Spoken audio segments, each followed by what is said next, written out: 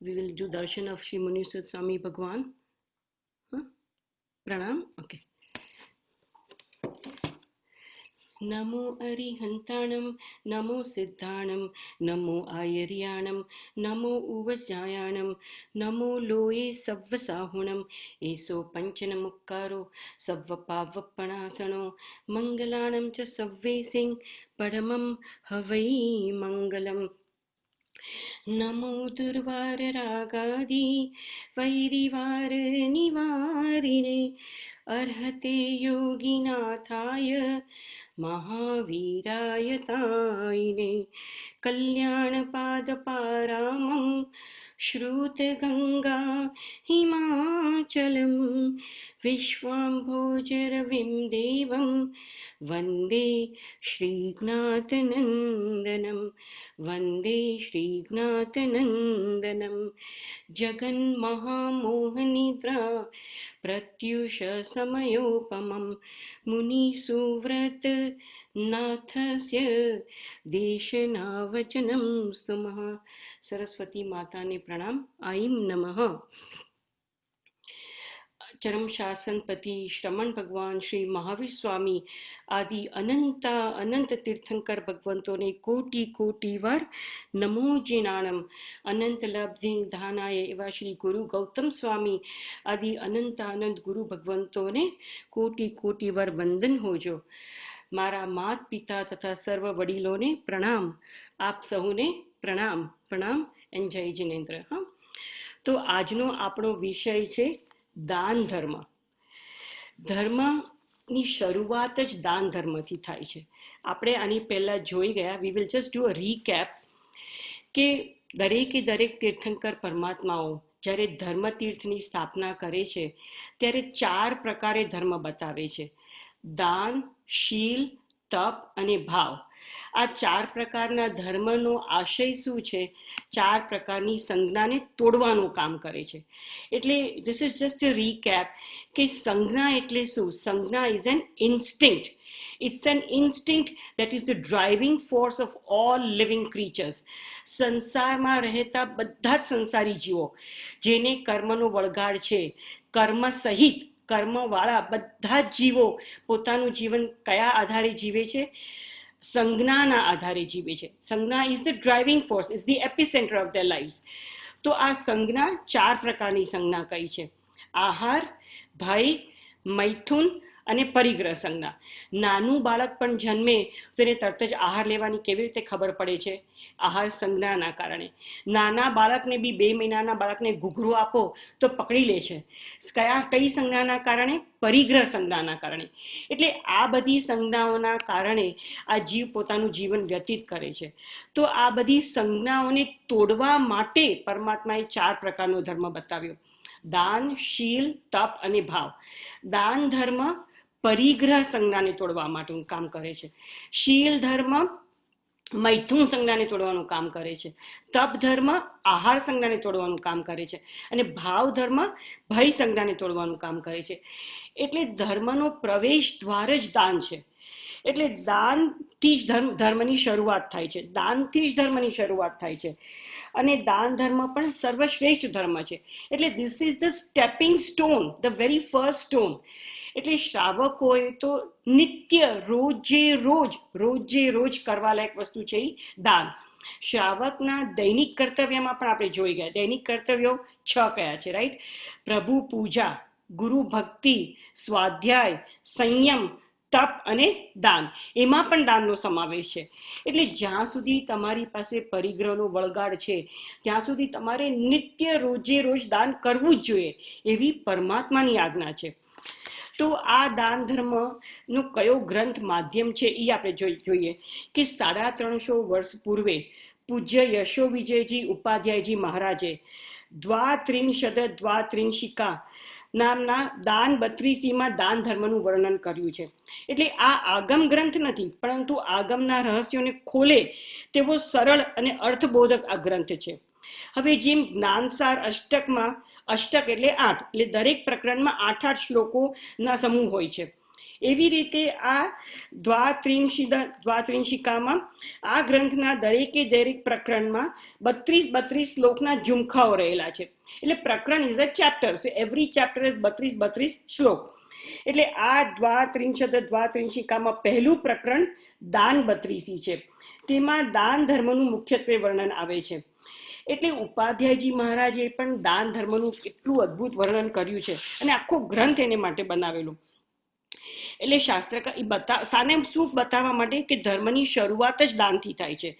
અને જો આ શાસ્ત્રના શબ્દો છે, શક્તિ હોય અને દાન ન આપો તો તમને અંતરાય કર્મ બંધાય.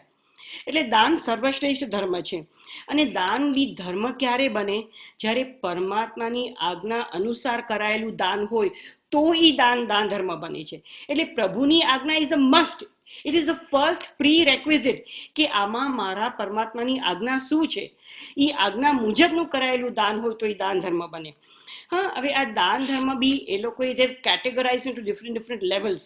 સૌથી ઉત્તમમાં ઉત્તમ ઇઝ જ્ઞાનદાન. સેકન્ડ વન ઇઝ અભયદાન. અને ત્રીજું ઇઝ ધર્મોપગ્રાહી દાન, ધનદાન. હવે આમાં અભયદાન કરતાં પણ જ્ઞાનદાનને કેમ આગળ મૂક્યું? અભયદાન એટલે અન્ય જીવોના પ્રાણોની રક્ષા કરવી, અન્ય જીવોને મૃત્યુમાંથી બચાવવા, એમના પ્રાણોની રક્ષા કરવી.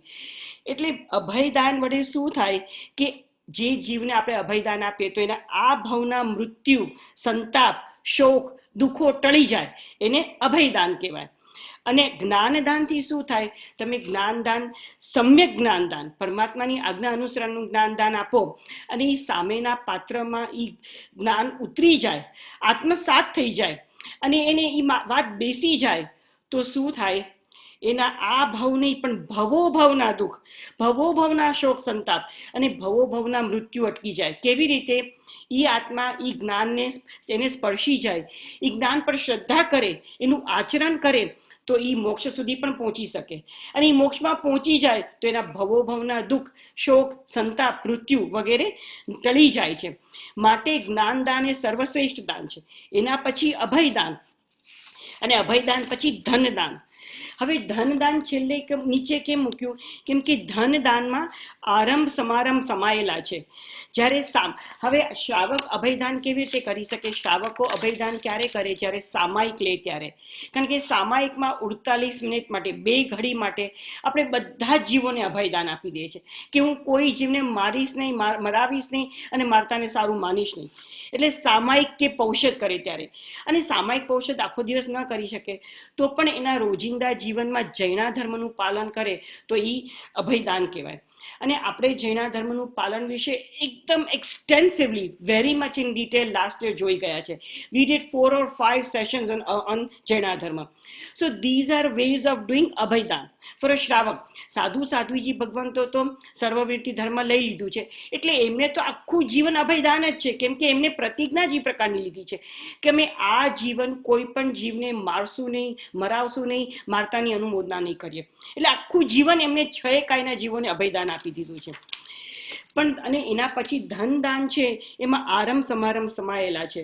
હા, એટલે વ્રતધારી જે શ્રાવક હોય, પરમાત્માની આજ્ઞા અનુસરીને બી જે જીવનારો શ્રાવક હોય તો પણ એ મેક્સિમમ કેટલી દયા પાળી શકે?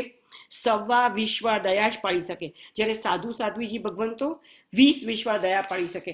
આ પણ આપણે જોઈ ગયા છે લાસ્ટ યર જૈના ધર્મમાં પહેલા. એટલે ધનદાનમાં પણ 2 કેટેગરીઝ છે. પહેલું સુપાત્ર દાન અને બીજું અનુકંપા દાન. સુપાત્ર દાન કોને અપાય? સુપાત્ર દાન એટલે તમે સાધુ, સાધ્વી, શ્રાવક, શ્રાવિકા જે ભક્તિને પાત્ર હોય, ભક્તિને યોગ્ય હોય એ લોકોને આપેલું દાન એ સુપાત્ર દાન કહેવાય. એટલે સાધર્મિકો હંમેશા ભક્તિને પાત્ર છે. સાધુ સાધ્વીજી ભગવંતો સેવા, ભક્તિ, પૂજ્યને પાત્ર છે. એટલે ત્યાં ભક્તિભાવથી દાન આપવાનું છે. ત્યાં દયાભાવ, બિચારા ભાવ એવું ના કરાય તો તમને દોષ લાગે. અને જે અનુકંપા દાન છે ત્યાં તમારે દયા લાવીને દાન કરવાનું છે. એટલે અનુકંપા દાન છે એ દયાપાત્ર છે. હા, હવે સુપાત્ર દાન વધુ ઊંચું કેમ છે? સુપાત્ર દાનમાં પણ શાસ્ત્રકાર ભગવંતો શું કહે છે? હજારો શ્રાવકોની ભક્તિ કરો તેના કરતાં ખાલી એક જ સદગુરુની ભક્તિ કરો તો એ ચડે. અને હજારો સદગુરુની ભક્તિ કરો તેના કરતાં પણ પરમાત્માની ભક્તિ કરો તો વધે. કારણ કે સુપાત્રદાનનું સેન્ટર શું છે, what is the focusing of supatradan, કે ભક્તિ કરતી વખતે વ્યક્તિના ગુણની અપેક્ષાએ મૂલ્યાંકન કરવાનું છે. એટલે જેમ જેમ ગુણો વધતા જાય તેમ તેમ ભક્તિભાવ વધવો જોઈએ, કેમ કે એનું લેવલ ઊંચું થતું ગયું. એટલે ગુણ પ્રાપ્તિથી જ ધર્મનો પ્રારંભ થાય છે. અને પરાકાષ્ઠાના ગુણો મીન્સ ટોપમોસ્ટ ક્વોલિટીના ગુણો જે છે, ટોપ ઓફ ધ લાઇન ગુણો, એ કોનામાં રહેલા છે? પરમાત્મામાં રહેલા છે. એટલે પરાકાષ્ઠ એક પરમાત્મામાં બધા જ ગુણો રહેલા છે. અને એ પણ બધા ગુણો કેવા? પરાકાષ્ઠાના, ટોપ ઓફ ધ ટોપ લાઇનના. એટલે એક એક ગુણ પરમાત્માનો ઉત્તમ જ છે. એટલે માટે એમની તોલે તો કોઈ આવે જ નહીં. એટલે પરમાત્માની ભક્તિની તોલે તો કોઈની ભક્તિ એની તોલે ના આવે, સૌથી ટોપ. એટલે હવે આ સુપાત્ર દાનના પણ 7 ક્ષેત્રો બતાવેલા છે. 7 ક્ષેત્રો કહેલા છે શાસ્ત્રમાં દાન આપવા માટે. ક્ષેત્ર એટલે ખેતર. જેમ ખેતરમાં તમે અનાજ નાખો અને ગાડાના ગાડા ભરીને થોડા બી નાખો અને ગાડાના ગાડા ભરીને અનાજ તમને મળે. થોડું નાખતા ઘણું બધું મળે, એને ખેતર કહેવાય. તો આ પણ ક્ષેત્ર છે. એટલે ખેતરની જેમ આમાં થોડું વાવો અને ઘણું મળે. તો એ કયા 7 ક્ષેત્ર શાસ્ત્રમાં કહેલા છે? જીન મંદિર, જીન બિંબ, જીન આગમ, સાધુ, સાધ્વી, શ્રાવક અને શ્રાવિકા. આ 7 ક્ષેત્ર કહેલા છે. સૌથી પહેલું જીન મંદિર ને જીન બિંબ મૂક્યું. શું કામ? કારણ કે આપણા ઉપર પરમ ઉપકાર કોનો છે? અરિહંત પરમાત્માનો. આપણને જે બી કાંઈ મળ્યું છે એ બધું પરમાત્માની કૃપા વડે જ મળ્યું છે. પહેલા પણ કહેલું, એક સારો ભાવ, સારો વિચાર પણ પરમાત્માની કૃપા વડે મળે છે. બધા પૂતગલો જે સારું મળ્યું છે એ બધું પરમાત્માની કૃપા વડે. એટલે એની કૃપા, એના વડે આપણને મળ્યું તો એના પ્રત્યેનો ભક્તિભાવ તો ઉત્તમ જ હોવો જોઈએ. એટલે માટે ફર્સ્ટ ઇઝ જીન બિંબ, જીન મંદિર અને જીન બિંબ. હવે જીન મંદિર અને જીન બિંબ શું છે? એ પણ નામ અને સ્થાપના રૂપે ત્યાં સ્થાપિત કરેલા છે. એટલે પરમાત્મા તુલ્ય જ છે. નામ, સ્થાપના, દ્રવ્ય, ભાવ આપણે લાસ્ટ ટાઈમ જોઈ ગયેલા. આ 4 નિક્ષેપે પરમાત્માની ભક્તિ કરવાની છે. 4 નિક્ષેપે you can connect to God. એટલે નામ અને સ્થાપના નિક્ષેપમાં પણ પરમાત્મા જ રહેલા છે. એટલે એની ભક્તિ તો ઉત્તમ છે. પણ જીન આગમ એ બોલતા ભગવાન છે. આ નામ અને સ્થાપના નિક્ષેપે ભગવાન બોલતા નથી કાંઈ, પણ જીન આગમ એ બોલતા ભગવાન છે. કારણ કે જીન આગમ આપણને સમયે સમયે કહે છે કે આ કરવા જેવું છે, આ નથી કરવા જેવું, આ આદરવા જેવું છે, આ નથી આદરવા જેવું, આ હે છે, આ ઉપાદેય છે.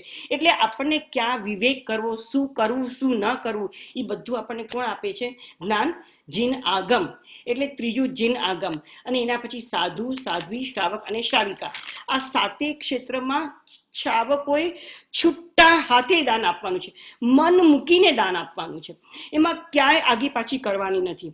એટલે આ દાન ધર્મ ક્યાં ક્યાં કરવો એ શાસ્ત્રકાર ભગવાન બતાવે છે. હવે દાન ધર્મના મૂળમાં શું રહેલું છે?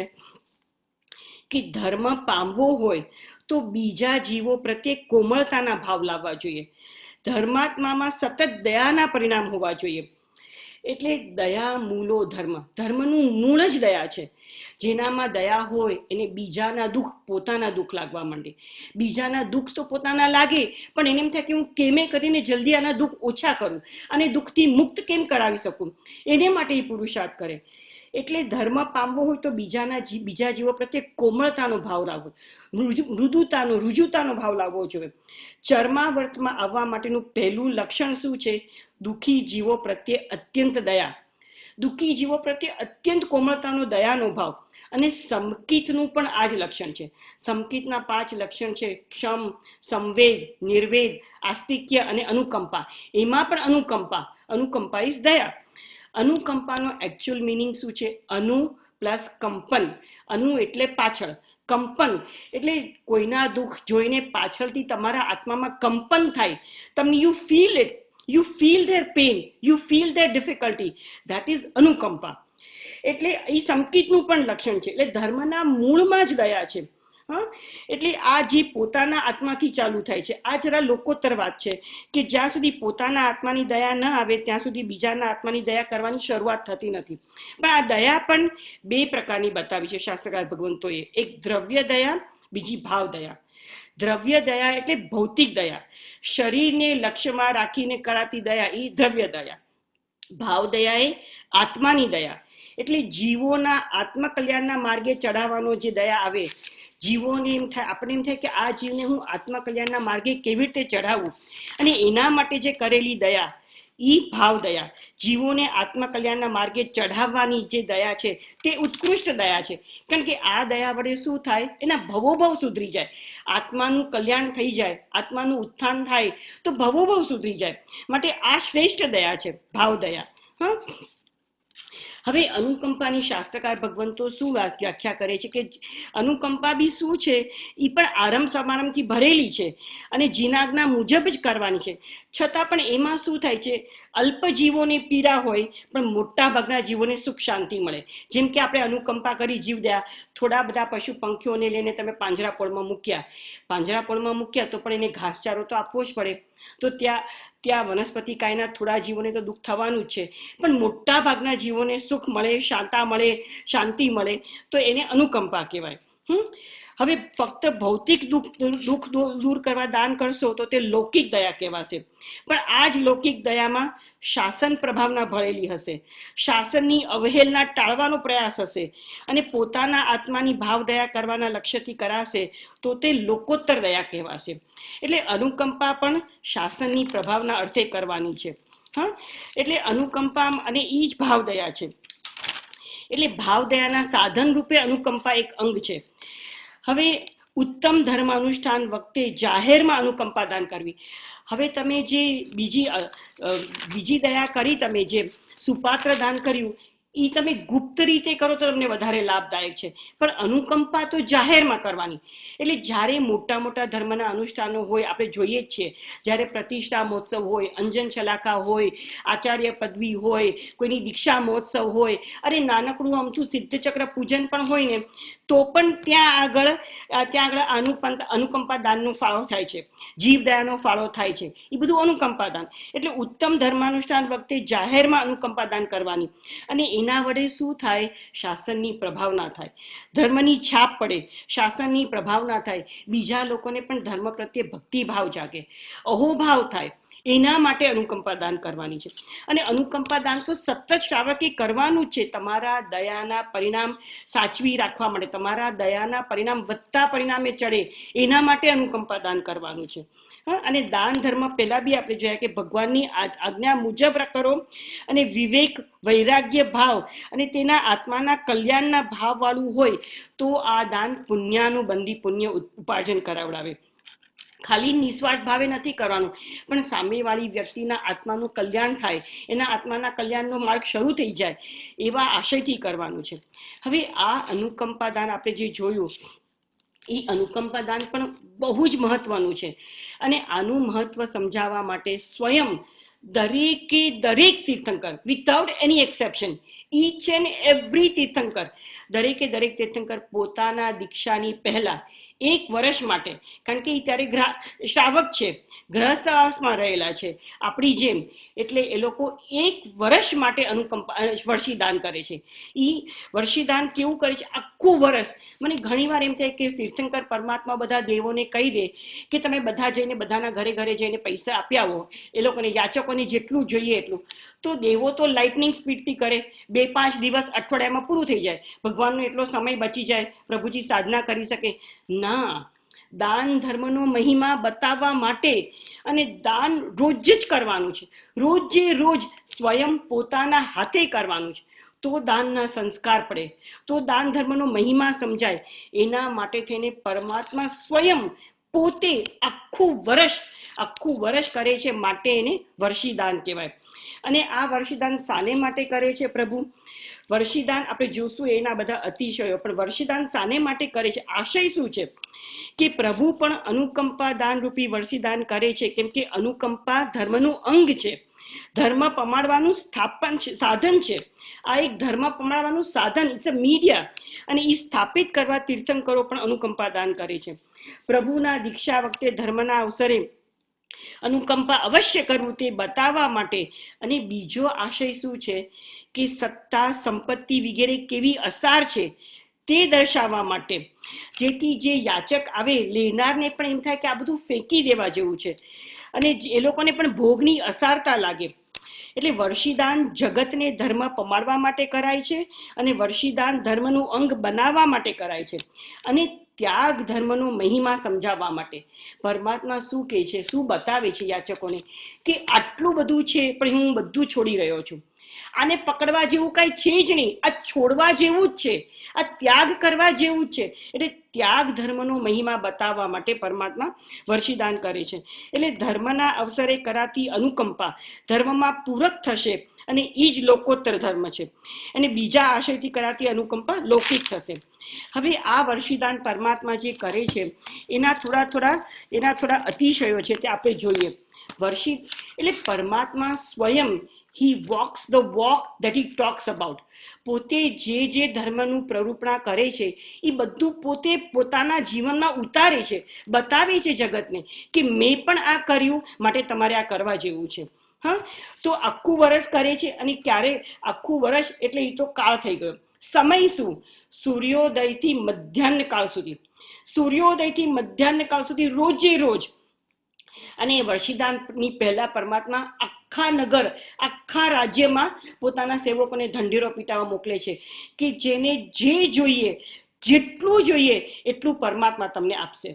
બધાને કેવડાવે છે કે જેને જે જોઈએ, ચારે બાજુ નગરના ચોરે ખાતે બધે આ ઉદ્ઘોષણા કરાવે છે કે જેને જે જોઈએ જેટલું જોઈએ એટલું પરમાત્મા તમને આપશે.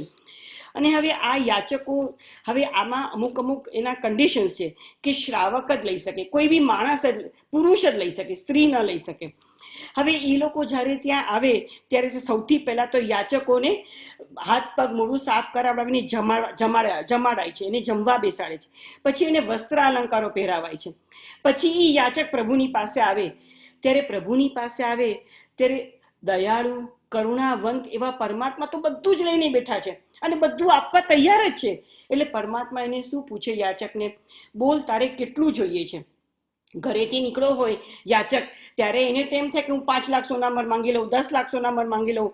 પણ એ જ્યાં ત્યાં આવે ત્યારે ઈશાન ઇન્દ્ર હોય છે, એ એના ભાગ્ય પ્રમાણે એને બોલાવડાવે. સમજો કે મારા ભાગ્યમાં 1 લાખ સોનામર જ હોય તો હું 5 લાખ માંગીને શું કરીશ, 4 લાખ વયા જ જવાના છે. એટલે એના ભાગ્ય પ્રમાણે પેલો યાચક બોલે કે મારે આટલું જોઈએ છે. એટલે એ યાચક બોલે પછી પરમાત્માની બાજુમાં સોધર્મેન્દ્ર સોનાનો આખો થાળ લઈને ઊભા હોય અને આખો થાળ લઈને ઊભા હોય તો પરમાત્મા કે લાખ સોનામર ગણવા ના બેસે, પોતાના 2 હાથથી જેટલી આવે એટલી લઈ લે. અને ત્યારે ભવનપતિના દેવો બાજુમાં ઊભા હોય, એ પ્લસ માઇનસ કરી કાઢે. પરમાત્માના હાથમાં સમજો 2 લાખ સોનામર આવી ગયો તો ભવનપતિ માઇનસ કરી કાઢે થોડા, એટલે પ્લસ માઇનસ કરી કાઢે. અને પછી પ્રભુ સ્વયં પોતાના હાથે એ યાચકને દાન આપે. આ સોના મોરો લખેલી હોય એની પાછળ પણ પરમાત્માનું નામ હોય, એમના માતા પિતાનું નામ હોય કે આ તીર્થંકરના વર્ષીદાન નિમિત્તે આ દાન અપાય છે. અને એ યાચકને આપે ત્યારે યાચક તો રોમાંચિત થઈ જાય એકદમ, અને હર્ષિત થઈ જાય, આનંદ વિભોર થઈ જાય, ખુશખુશાલ થઈ જાય. અને યાચક પોતે એ દાન લઈ અને જ્યારે પાછો જાય ત્યારે એને હાથી ઘોડા ઉપર મોકલાવાય છે. જ્યારે યાચક પોતાના ઘરે આવે ત્યારે તો એના ઘરના ઓળખી ન શકે, કારણ કે કપડાં બદલાઈ ગયા, અલંકારો નવા પહેરાઈ ગયા અને હાથમાં દાન લે. આ દાન નથી આપતા પરમાત્મા. એના કપડાં બદલાઈ ગયા નહીં, એના મનના ભાવો બદલાઈ ગયા, એને લેવાની વૃત્તિ બદલાઈ જાય છે અને એને એમ થાય છે કે આ બધું અસાર છે. અને એના આત્મામાં સંતોષ ગુણ ઉભો થઈ જાય છે, સંતોષ ગુણથી ભરાઈ જાય છે જાણે યાચક. અને એમ થાય છે કે બહુ મળી ગયું મને, જેટલું મળે એમાં એ ખૂબ જ આનંદિત થઈ જાય છે અને એ પોતાના ઘરે પાછો જાય છે. એટલે એવું અદ્ભુત આ વર્ષીદાન છે. અને પરમાત્માના હાથે જે યાચકો આવીને દાન લે છે એ બધા ભવ્ય જીવો. જે પરમાત્મા પાસેથી દાન લે એ પણ ભવ્ય, અને પ્રભુજી જ્યારે સર્વવ્યાપી ધર્મ અને અંગીકાર કરે અને પરમાત્માને જે દાન વહોરાવે એ પણ બધા ભવ્ય જીવો. એટલે ભવ્ય જીવો એટલે આ લોકો, આ બધા જીવોમાં મોક્ષમાં જવાની લાયકાત છે. આ બધા જીવો જો પુરુષાર્થ કરે તો અવશ્ય મોક્ષમાં જઈ શકે. એટલે એવું અદ્ભુત આ પરમાત્માનું વર્ષીદાન છે. અને એ દાન ધર્મનો મહિમા બતાવવા માટે પરમાત્મા આ વર્ષીદાન કરે છે આખું વર્ષ. અને એને અનુસરીને આજે પણ મુમુક્ષુઓ જે દીક્ષા લે એ લોકો બધા એની પહેલા દાન આપે છે. કે આખું વર્ષ દાન આપતા નથી, 1-2 દિવસ જ આપે, પણ એને પણ વર્ષીદાન જ કહીએ છીએ, two continue with the tradition. એટલે એવું આ અદ્ભુત દાન ધર્મ છે, એનો મહિમા બતાવવા માટે સ્વયં પરમાત્મા પોતે દાન આપે છે. તો હવે આ દાન ધર્મ ક્યારે આપવું, કેવી રીતે આપવું, આપતા પહેલા શું ભાવ જોઈએ, આપતી વખતે શું જોઈએ, આપ્યા પછી શું કરવું, આ બધું સમજવા માટે આપણે શાસ્ત્રના 2 ઉદાહરણ લઈશું. શાસ્ત્રના પાને પાને કોના નામ આવે છે? જેને દાન આપ્યું હોય એના, જેને ત્યાગ કર્યું હોય એના. પાને પાને કોને કેટલું ભેગું કર્યું એના નામ નથી આવતા, પણ કોને કેટલું છોડ્યું, કોને કેટલું આપ્યું, કોને બીજાના દુઃખમાં કેટલા ભાગીદાર થયા, કોને કોને દુઃખથી મુક્ત કર્યા, એના જ નામ શાસ્ત્રમાં આવે છે. એટલે આ દાન ધર્મ અદ્ભુત ધર્મ છે. હવે 2 વ્યક્તિઓ છે, બંને જણાએ દાન આપેલું. These are 2 contemporaries, means they both happened at the same time, સમકાલીન. One is a negative example, one is a positive example. We don't like to take negative examples, but we will take it over here to see કે what went wrong. દાન તો બંને આપ્યું, બંને સુપાત્ર દાન આપ્યું, બંને ઉત્તમ દ્રવ્યનું દાન આપ્યું, પણ છતાં પણ એકની અધોગતિ થઈ અને એકની ઉધર્વગતિ થઈ. શા કારણથી એ આપણે જોઈએ. એટલે આ જ અવસરપીણી કાળમાં, આ જ કાળમાં ચોથા આરામાં, આ જંબુદ્વીપના દક્ષિણાર્ધ ભરત ક્ષેત્ર જેમાં આપણે રહી રહ્યા છે, એ જ ક્ષેત્રમાં, અને કાળ કયો હતો? ચોથો આરો, 2500-2600 વર્ષ પહેલા. આજ ભરત ક્ષેત્રમાં પરમાત્મા મહાવીર સ્વામીના સમયની વાત છે. બંને આત્માઓ રાજગરી નગરીમાં જતા એકી સાથે સમકાળે.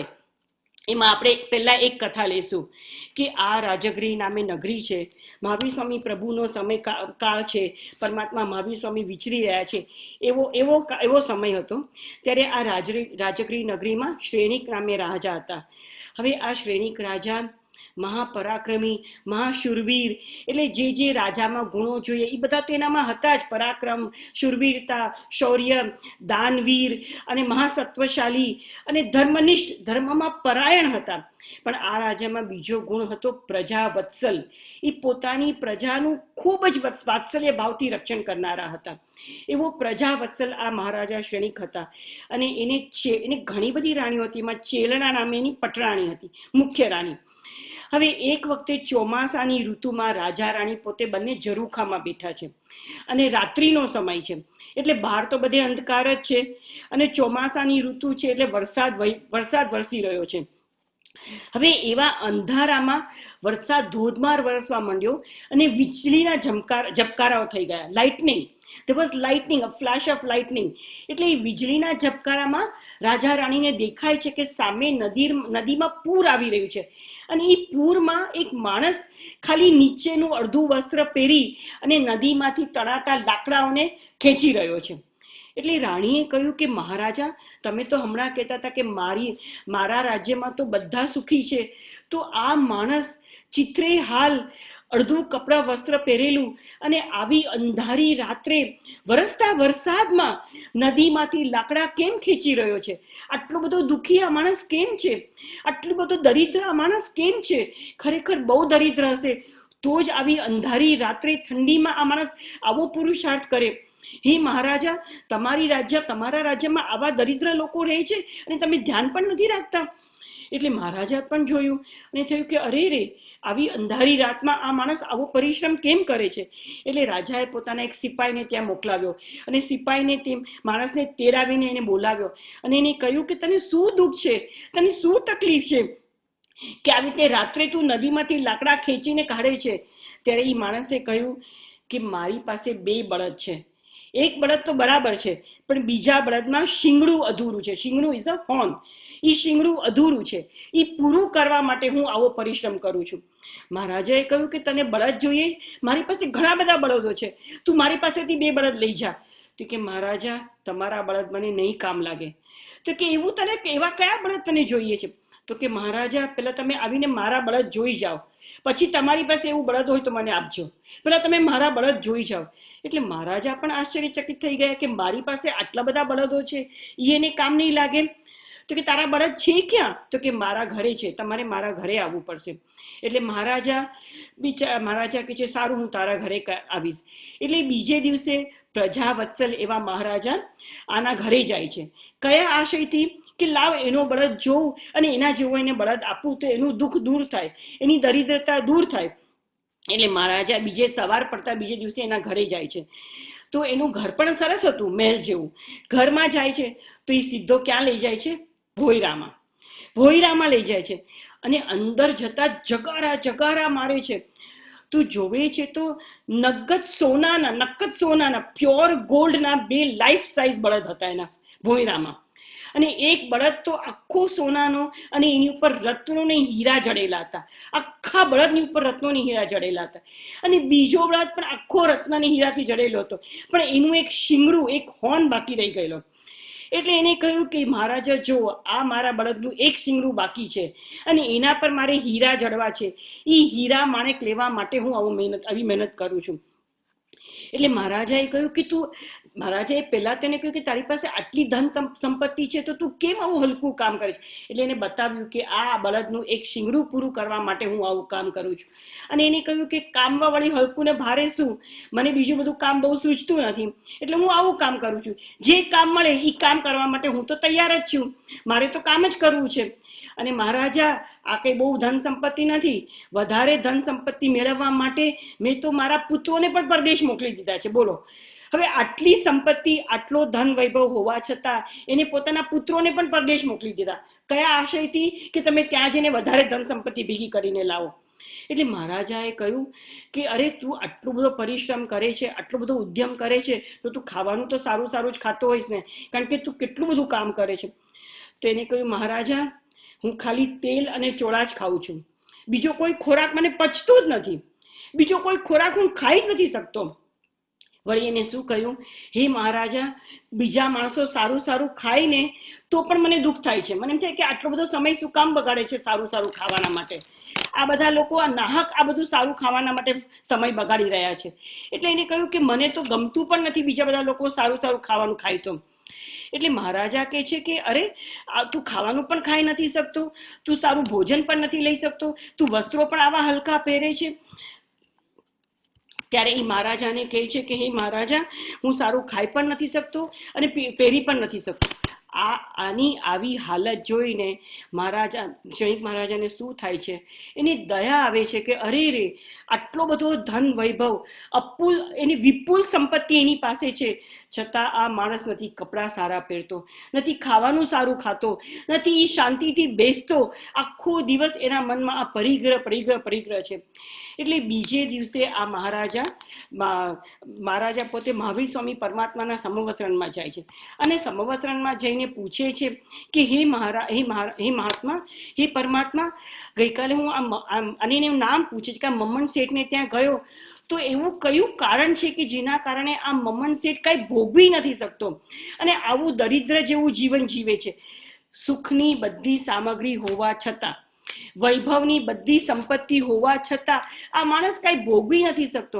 ત્યારે પરમાત્મા શું કહે છે કે આ મમ્મણ શેઠ ગયા ભાવમાં એક વણિક હતો અને એક વણિક હતો ત્યારે ધર્મના એક અનુષ્ઠાનમાં એને મોદકની પ્રભાવના મળી અને આ મોદક સિંહ કેસરિયા મોદક હતા. અદ્ભુત સ્વાદિષ્ટ, ખૂબ જ સુગંધીદાર અને અંદર બધો મસાલો ભરેલા અદ્ભુત એવા મોદક મળેલા. હવે એ પ્રભાવના લઈને ઘરે આવ્યો ત્યારે એના આંગણે એક સાધુ મહાત્મા પધાર્યા, મુનિ ભગવંત પધાર્યા. એટલે આ મમ્મણ શેઠે એના પૂર્વના ભાવમાં આ વણિકે એ મોદક મહાત્માને વહોરાવ્યા અને ખૂબ ભાવથી વહોરાવ્યા મહાત્માને. મહાત્મા પણ મોદક લઈ ધર્મલાભ કહીને ત્યાંથી ચાલતા થયા અને મહાત્મા ઉપાશ્રય તરફ ગયા. હવે ત્યારે શું થાય છે, એના બાજુવાળા એને કહ્યું કે અરે હે વણિક, તે ઓલા મોદક ચાખ્યા? તો કે કયા મોદક? તો કે આપણને બંનેને જે પ્રભાવનામાં મળ્યા એ. તો કે ના, મેં નથી ચાખ્યા. તો કે અરે, એ તો એકદમ જ સ્વાદિષ્ટ છે, એટલા આવા મોદક તો કે મેં ક્યારેય ખાધા નથી. મોદક એટલે લાડુ એક પ્રકારના, પણ વિશિષ્ટ પ્રકારના લાડુ. તો કે છે કે આવા મોદક તો મેં કોઈ દિવસ ખાધા નથી, એટલા સુંદર અને એટલા અંદર રસકસથી ભરેલા આ મોદક છે. એટલે રસના લુલુપી એવા પેલા વણિકને થયું, અરે રે, ક્યાં મેં નાહક આ મોદક મુનિને વોરાવી દીધા, ચાલ જઈને પાછા લઈ આવું. એમ કરીને ભાગે છે મુનિની પાછળ. હવે કેટલા દુષ્ટ વિચારીને આવ્યા, મુનિને વોરાવી દીધા, શું ભાવપૂર્વક વોરાવી દીધા. મુનિએ લઈને ધર્મલાભ પણ કહ્યું, પણ આ પાછળ દોડે છે અને મુનિને કહે છે કે હે મહાત્મા, મારા મોદક મને પાછા આપો. મુનિ કહે છે કે હે શ્રાવક, અમે એકવાર લીધા પછી અમે કોઈને પાછું નથી આપી શકતા. પણ આ કે છે ના, મને પાછા જ આપો મારા મોદક. એટલે મુનિ ઘણી ના હોય છે કે ભાઈ અમે મોદક લીધેલા પાછા આપી શકતા નથી. એક સેકન્ડ. મુનિ ઘણી ના પાડે છે કે અમે લીધેલા પાછા આપી શકતા નથી. પણ આ શ્રાવક તો એ છોડતો જ નથી અને મુનિ સાથે રકઝક કરે છે, એમના પાત્રાની ખેંચતાણ કરે છે. અને ખેંચતાણમાં મોદક બધા રેતીમાં પડી ગયા, રેતીમાં રગડોળાઈ ગયા નીચે. મોદક નથી પડી ગયા, એના સત્કાર્યનું પુણ્ય પડી ગયું. એને જે આ સત્કાર્ય કર્યું, સારું કાર્ય કર્યું, એનું બધું પુણ્ય એને વેર વિખેર કરી કાઢ્યું, રેતી ભેગું કરી કાઢ્યું અને રેતીમાં પડી ગયા. એટલે પછી સાધુ ભગવંતે ખાડો ખોદી અને એની અંદર એ મોદક પઠવી દીધા. એટલે મુનિને વોરાવ્યા પછી, દાન આપ્યા પછી, દાન શાનું આપ્યું? ઉત્તમ વસ્તુનું આપ્યું. મોદક એટલે મિષ્ટાન, એટલે સારામાં સારી વસ્તુનું, ઉત્તમ દ્રવ્યનું દાન આપ્યું. પણ આપ્યા પછી શું કર્યું? દુર્ભાવ કર્યો, બગાડી નાખ્યું બધું, પશ્ચાતાપ કર્યો, પાછા લેવાની ઈચ્છા કરી અને મુનિને પણ નહીં વાપરવા દીધા. આના કારણે આ આત્માએ તીવ્ર ભોગાંતરાય અને ઉપભોગાંતરાય આ બે કર્મનો બંધ કર્યો. ભોગાંતરાય એટલે જે વસ્તુ એકવાર તમે ભોગવી શકો એને ભોગાંતરાય કહેવાય. જેમ કે તમે આહાર લો, એ એક જ વાર લેવાય. પાણી પીવો, કોઈ બી પીણા પીવો, એ બધું ભોગાંતરાય. ઉપભોગાંતરાય એટલે વારંવાર ભોગવાય. જેમ કે વસ્ત્રો, અલંકાર, ઘર, ગાડી, માલ, મિલકત, એ બધું વારંવાર તમે એકની એક વસ્તુ ભોગવી શકો, એટલે ભોગાંતર. ઉપભોગાંતર એટલે આ બંને કર્મનો એને બંધ કર્યો. અને એને માટે જ પરમાત્મા કહે છે કે હે શ્રેણી, આ મમ્મણ કાંઈ ભોગવી પણ નથી શકતો અને એનો ઉપભોગ પણ નથી કરી શકતો અને બીજાને જોતા પણ એને કંઈ ચેન નથી પડતું, એને દુઃખ થાય છે. એવું તીવ્ર એને આ કર્મ બાંધ્યું. એટલે હવે દાન કરવાની વાત તો ક્યાંથી આવે એની પાસે? પોતે જ ભોગવી નથી શકતો અને એને એટલો બધી આસક્તિ છે પોતાના પરિગ્રહ ઉપર. પોતાની જે ધન, માલ, મિલકત છે બધું ભોયરામાં છુપાવી દીધું કે કોઈ જોઈ ન જાય. અને એટલી ગાઢ આસક્તિ છે એને, તીવ્ર મૂર્છા, તીવ્ર મમતા. અને આ આસક્તિના કારણે આ મમ્મણ મરીને નરકમાં જવાનું. હવે જોવાનું કેવું છે, એક પણ જીવની હત્યા કરી નથી, કોઈ પણ જીવને માર્યા નથી, કોઈ પણ જીવને દુભાવ્યા નથી, કોઈનું જૂટવી લીધું નથી, કોઈનું પડાવી લીધું નથી. પણ છતાં પણ પરિગ્રહ ઉપરની ગાઢ આસક્તિ, ગાઢ મમત્વ, ગાઢ રાગને કારણે આ મમ્મણ મરીને સાતમી નરકમાં જવાનું છે. એટલે પરમાત્મા કહે છે કે એવો આ મમત્વ ભાવ, પરિગ્રહ ઉપરનો મમત્વ ભાવ શું કરી શકે? પરિગ્રહ ઉપરની આસક્તિ શું કરાવી શકે? હવે આ થઈ મમ્મણ શેઠની કથા, વિચ ઇઝ ધ નેગેટિવ કથા. હવે આ જ રાજગૃહી નગરીમાં એ જ સમયે સેમ ટાઈમ સમકાળે બીજો એક પુણ્યાત્મા છે. એ પુણ્યાત્માની આપણે વાત જોઈએ કે એને શું શું કર્યું દાન આપતી વખતે. એટલે રાજગૃહી નગરીની બહાર નજીકમાં એક શાળી નામે એક ગ્રામ છે. આ ગામમાં ધન્યા નામે એક સ્ત્રી રહે છે. આ ધન્યા નામે સ્ત્રીનો બધો વંશ ઉચ્છેદ થઈ ગયો હતો. એ લોકોને કોઈ તકલીફ આવી એટલે એના બધા બીજા પરિવારના બીજા બધા લોકો મૃત્યુ પામ્યા. અને પોતે બહુ ધનવાન હતી પહેલા, પણ ખૂબ જ દરિદ્ર અવસ્થા થઈ ગઈ. એટલે આ ધન્યાને ખાલી એક જ પુત્ર રહ્યો, સંગમક. એટલે પોતાના પુત્ર સંગમકને લઈ અને અતિ દરિદ્ર એવી આ ધન્યા શાળી નામના ગામમાં આવીને વસે છે. હવે અતિ દરિદ્ર અવસ્થા એટલે આ ધન્યા પણ પોતે પારકા કામો કરે છે, હલકા કામો કરે છે. અને એનો આ પુત્ર સંગમક શું કરે છે? સંગમક પોતે ઢોરો ચરાવવાનું કામ કરે છે. આજુબાજુના લોકોના ઢોરો હોય, ગાયો ભેંસો, એને ચરાવવા લઈ જાય અને ચરાવીને રાત્રે પાછો લઈ આવે અને એમાંથી એને પૈસાની ઉપજ થાય. એટલે બંને માતા અને પુત્ર બંને આવા હલકા કામ કરે છે. હવે સંગમક તો નાનો છે એટલે, અને આ આચાર્ય ભગવંતે એમના પુસ્તકમાં કહેલું છે કે સંગમ રોજ ઢોરો ચરાવવા જતો હતો. ત્યાં એ રોજ ઢોર ચરાવવા જાય ત્યાં એક મુનિને જોતો હતો અને આ મુનિ હંમેશા કૌશક ધ્યાનમાં ઊભા હોય. તો સંગમકને આ મુનિને જોઈને એટલો બધો અહોભાવ થાય કે મુનિની શાંત મુદ્રા, એમનું પ્રસન્ન ચિત્ત અને એમનું આ કાયોત્સર્ગ ધ્યાનમાં ઊભા રહેવું, સંગમકને ખૂબ ભક્તિભાવ થતો કે ધન્ય છે આ મુનિ ભગવંતને, આખો દિવસ આવું ધ્યાન ને સાધના કરી રહ્યા છે, નથી ખાવાની માથાકૂટ, નથી કપડા લત્તાની માથાકૂટ, અને ધર્મના માર્ગમાં જ આ મુનિ સ્થિર રહ્યા છે. એટલે એને ખૂબ અહોભાવ થતો, ભક્તિભાવ થતો. હવે એક દિવસ શું થાય છે કે આ સંગમક પોતાના બધા મિત્રો સાથે રમી રહ્યો છે, તો બધા મિત્રો કહે છે કે આજે પર્વનો દિવસ છે અને અમે બધા ઘરે જઈને ખીર ખાવાના છે. એટલે આ સંગમક પણ પોતાના ઘરે આવે છે અને માતાને કહે છે કે માતા, મારે પણ ખીર ખાવી છે. માતા કહે છે કે અરે પુત્ર, આપણે તો અતિ દરિદ્ર છીએ, આપણી પાસે વળી ખીર ક્યાંથી હોય, આપણી તો આવી કંગાલિયા હાલતમાં માંડ 2 રોટલી ખાવાનું થાય તો એ ઘણું કહેવાય, હું તને ખીર ક્યાંથી બનાવી આપું. પણ હવે નાનું બાળક છે એટલે તો જીદ પકડે છે કે ના, મારે તો ખીર જ જોઈએ, ખીર જ જોઈએ. એટલે બાળક વારંવાર કહે છે કે મારે ખીર ખાવી છે. એટલે ત્યારે આ ધન્યા પોતાના પૂર્વના સુખ વૈભવને સંભાળતી ખૂબ રોવા માંડે છે કે અરે રે, મારી પાસે પહેલા કેટલા બધા પૈસા હતા, સુખ સંપત્તિ હતી, અત્યારે જુઓ મારી આ દરિદ્ર હાલત, હું મારા પુત્રને ખીર પણ નથી ખવડાવી શકતી, એની એક નાની ઈચ્છા પણ પૂરી નથી કરી શકતી. એટલે એની માતા જોર જોરથી રડવા માંડે છે. રડે છે ત્યાં આજુબાજુવાળાની સ્ત્રીઓ, હવે સંવેદનશીલતા કોને કહેવાય, પાડોશીની બધી સ્ત્રીઓ આ એનું રુદન સાંભળે છે અને દોડી આવે છે કે અરે અરે ધન્યા બેન, તું શું કામ રડે છે, તારું દુઃખનું કારણ શું છે, ચાલ અમે તારું દુઃખ દૂર કરીએ, ચાલ અમે તને સહાય કરીએ, અમે તને મદદ કરીએ. આજે તો કોઈ ઘરના પણ ઘણીવાર જોતા નથી હોતા, પણ આ તો પાડોશોનો દોડી આવે છે કે તારું શું દુઃખ છે. એટલે એ કહે છે કે મારા પુત્રને આજે ખીર ખાવાનું મન થયું છે, પણ મારી પાસે ખીર બનાવવા માટે કોઈ વસ્તુ જ નથી ઘરમાં. તો બધી પાડોશણો શું કહે છે, સંવેદનશીલ, બીજાના દુઃખને પોતાનું દુઃખ માનવું, બીજાના દુઃખ દૂર કરવા પ્રયત્ન કરવો, બીજાના દુઃખને ટાળવા માટે પુરુષાર્થ કરવો. એટલે આ પાડોશણો કહે છે તું ચિંતા નહીં કર, અમે તને ખીર બનાવવાની બધી સામગ્રી આપી જઈશું. એટલે એક પાડોશણ આવીને દૂધ આપી જાય છે, બીજી ચોખા આપી જાય છે, કોઈ ખાંડ આપી જાય છે, કોઈ કેસર એલાયચી આપી જાય છે. એટલે ખીર બનાવવાની બધી સામગ્રીઓ બધા આપી જાય છે. એટલે આ ધન્યા પોતે ખીર બનાવે છે. ખીર તો થઈ ગઈ પણ બહુ ગરમ હતી. એટલે એને થયું, અને પુત્ર તો એકદમ રાહ જોઈને બેઠો છે કે ક્યારે મારી માતા મને ખીર આપે. એટલે ખીર કે સંગમ કહે છે કે મને ખીર ખાવી છે. એટલે માતા કહે છે ચાલ તો હું તને જલ્દી થાળી આપું. એટલે એક મોટી થાળી લાવે છે અને એની અંદર ખીર ઠારી દે છે.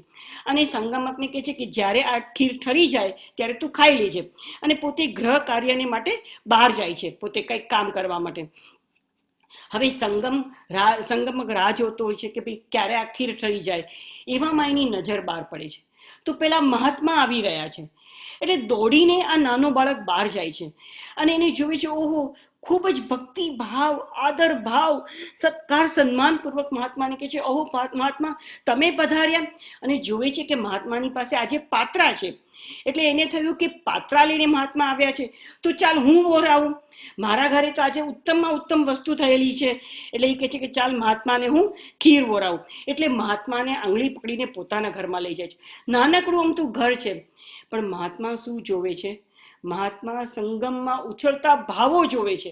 ઘર નથી જોતા, એનું શરીર, એની નાની વય નથી જોતા, પણ એના હૃદયમાં ઉછળતા ઉત્તમ ભાવો જોઈ રહ્યા છે. એટલે મહાત્મા સંગમકના આગ્રહથી એના ઘરે જાય છે અને ઘરે જાય છે ત્યાં ખીર પડેલી છે. એટલે સંગમક વિવેકપૂર્વક, વિનયપૂર્વક પૂછે છે કે હે મહાત્મા, આપ આ લેશો? એટલે આ 42 દોષ રહિત એવી આ નિર્દોષ પદાર્થ હતું. એટલે મહાત્મા કહે છે હા. પાત્રું આગળ ધરે છે.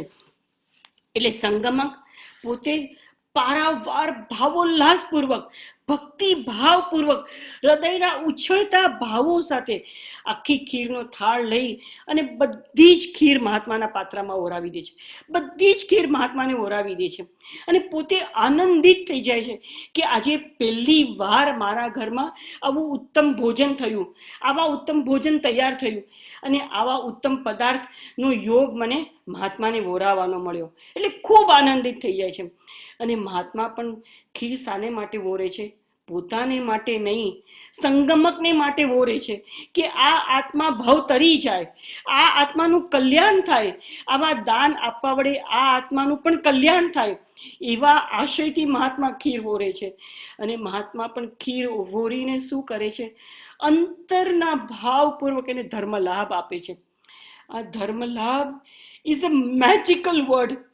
આ ધર્મ લાભ સામાન્ય શબ્દ નથી. આ અદ્ભુત અદ્ભુત અદ્ભુત શબ્દ છે. આ મંત્રાક્ષર છે, મંત્રાક્ષર. આ સામાન્ય શબ્દ નથી. અત્યાર સુધી આપણા આત્માએ શું ઈચ્છ્યું છે? હંમેશા દરેકે દરેક ભાવમાં એક જ ઈચ્છા કરી છે, મને અર્થનો લાભ થાય. સંસારનો લાભ એટલે અર્થનો લાભ થાય. મને અર્થનો લાભ થાય એટલે મારો સંસાર વધ્યા કરે. પહેલી વાર એને ધર્મ લાભ મળ્યો. ધર્મનો લાભ એટલે હે આત્મા, જાત અને ધર્મનો લાભ થાય. અને ધર્મના લાભથી શું મળે?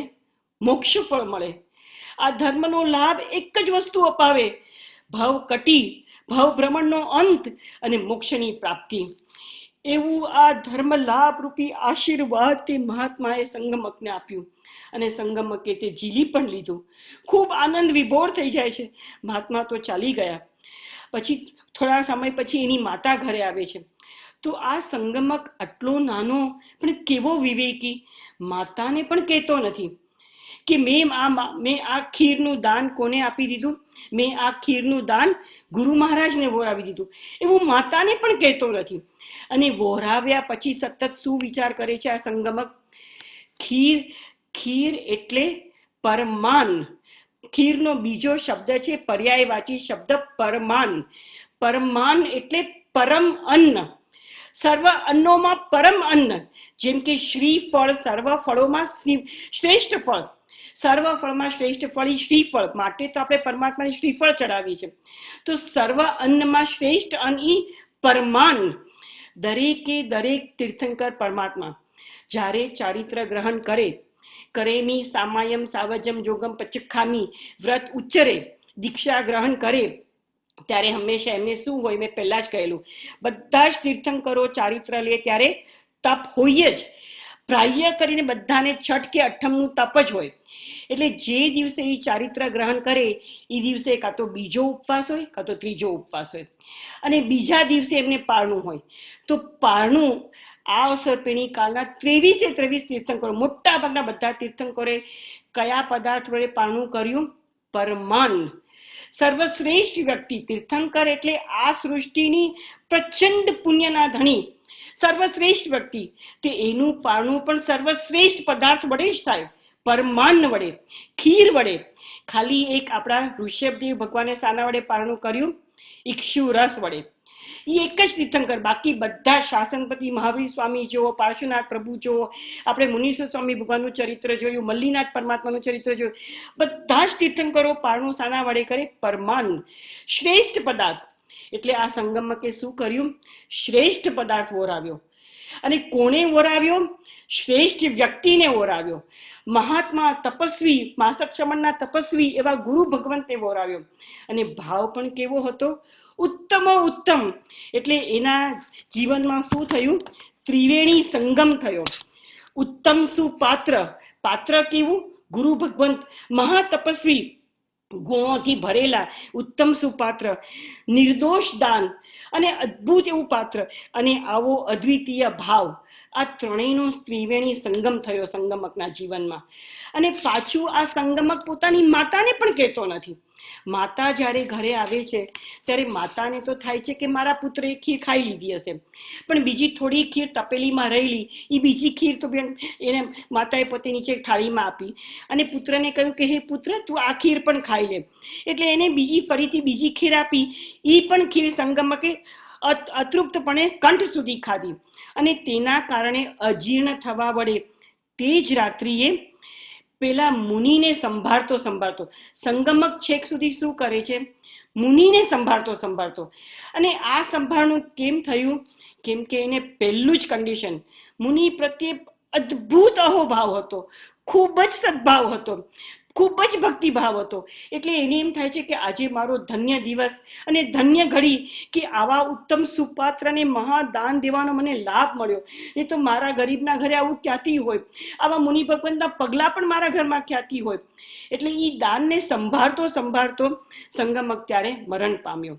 પણ આ દાનના પ્રભાવ વડે સંગમકનો જન્મ ક્યાં થયો? આ જ રાજગૃહ નગરીની અંદર ગોભદ્ર શેઠની ભદ્રારામની શ્રીમાં એ અવતર્યો. ત્યાં એનું ચવન થયું અને ભદ્રાએ સ્વપ્નમાં પાકેલું શાળી ક્ષેત્ર જોયું અને આ સ્વપ્ન એને પોતાના પતિને કહ્યું. એટલે પતિએ શું કહ્યું કે અવશ્ય ગર્ભનો સમય પૂર્ણ થતા તું એક સુંદર પુત્રને જન્મ આપીશ. હવે જેવો આ ગર્ભ ઉદરમાં આવ્યો એટલે ભદ્રા માતાને શું દોહલો થાય છે, હું બધાને 2 હાથે દાન આપું. એટલે પોતે બધા યાચક, એટલે ગોભદ્ર શેઠ તો ખૂબ જ શ્રીમંત હતા એટલે એનો આ દોહલો પૂરો કરે છે. ભદ્રા માતા છૂટે હાથે બધાને દાન આપે છે, યાચકોને, સાધુ સાધ્વી જે ભગવંતોને બધાને દાન આપે છે અને ગર્ભ સમય પૂર્ણ થતા સુંદર પુત્રને જન્મ આપે છે.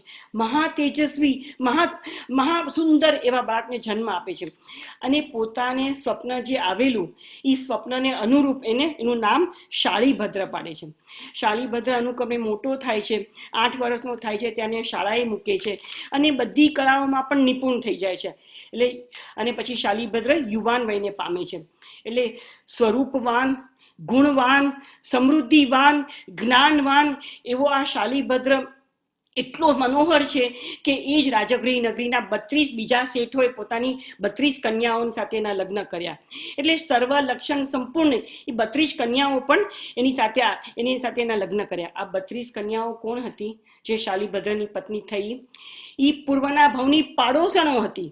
જે પાડોશણોને સંવેદના થઈ કે અમારા નેબરહુડમાં આ ધન્ય આટલી દુઃખી છે તો ચાલ અમે એના દુઃખ દૂર કરીએ. અને જે પાડોશણોએ આવીને જે વસ્તુ આપી અને એ લોકો પણ એ દાનમાં નિમિત્ત બન્યા, કારણ કે એમની વસ્તુ એ દાનમાં વપરાણી. એ બધી પાડોશણો અત્યારે એની સ્ત્રી રૂપે આવી. એટલે આ બધી એની 32 સ્ત્રીઓ અને આ 32 સ્ત્રીઓ સાથે શાળીભદ્ર ઉત્તમ સુખ વૈભવ ભોગવી રહ્યા છે. 7 માળની હવેલી છે. 7 માળની હવેલીમાં 7મા માળે શાળીભદ્ર રહે છે પોતાની 32 પત્નીઓ સાથે. અને એવા અદ્ભુત સુખ વૈભવમાં શાળીભદ્ર મગ્ન છે. માતા પિતા બીજું બધું કામ પૂરું કરે છે. શાળીભદ્રને માથે કોઈ ચિંતા નથી. હવે આ ગોભદ્ર શેઠ પણ પરમ શ્રાવક હતા એટલે એમને વીર પ્રભુ પાસે જઈને દીક્ષા લીધી અને નિરતિચાર પ્રમાણે ચારિત્ર પાળી છેલ્લે અણશન વ્રત ગ્રહણ કરી અને આ દેવલોકે સિધાવ્યા. એટલે આ ગોભદ્ર શેઠ દેવલોકમાં ગયા અને દેવલોકમાં જઈ અને પહેલા ઉપયોગ મૂક્યો કે હું ક્યાંથી આવ્યો. મેં પહેલા જ કહેલું કે જે જીવો દેવલોકમાં જાય એ સમકીતી આત્મા હોય તો અવધિ જ્ઞાનનો ઉપયોગ મૂકે અને જો મિથ્યાત્વી આત્મા હોય તો વિભંગ જ્ઞાનનો ઉપયોગ મૂકે. આમને અવધિ જ્ઞાનનો ઉપયોગ મૂક્યો અને જોયું કે મારો પુત્ર શાળીભદ્ર છે. હવે આ શાળીભદ્રનું પુણ્ય અજબ ગજબનું હતું. આપણા પણ કદાચ કોઈ બાપ દાદાઓ દેવલોકમાં ગયા હોય પણ આપણું પુણ્ય જ તકલાદી છે એટલે શું આપણને મળવાનું, પણ આનું પુણ્ય એટલું અજબ ગજબનું હતું.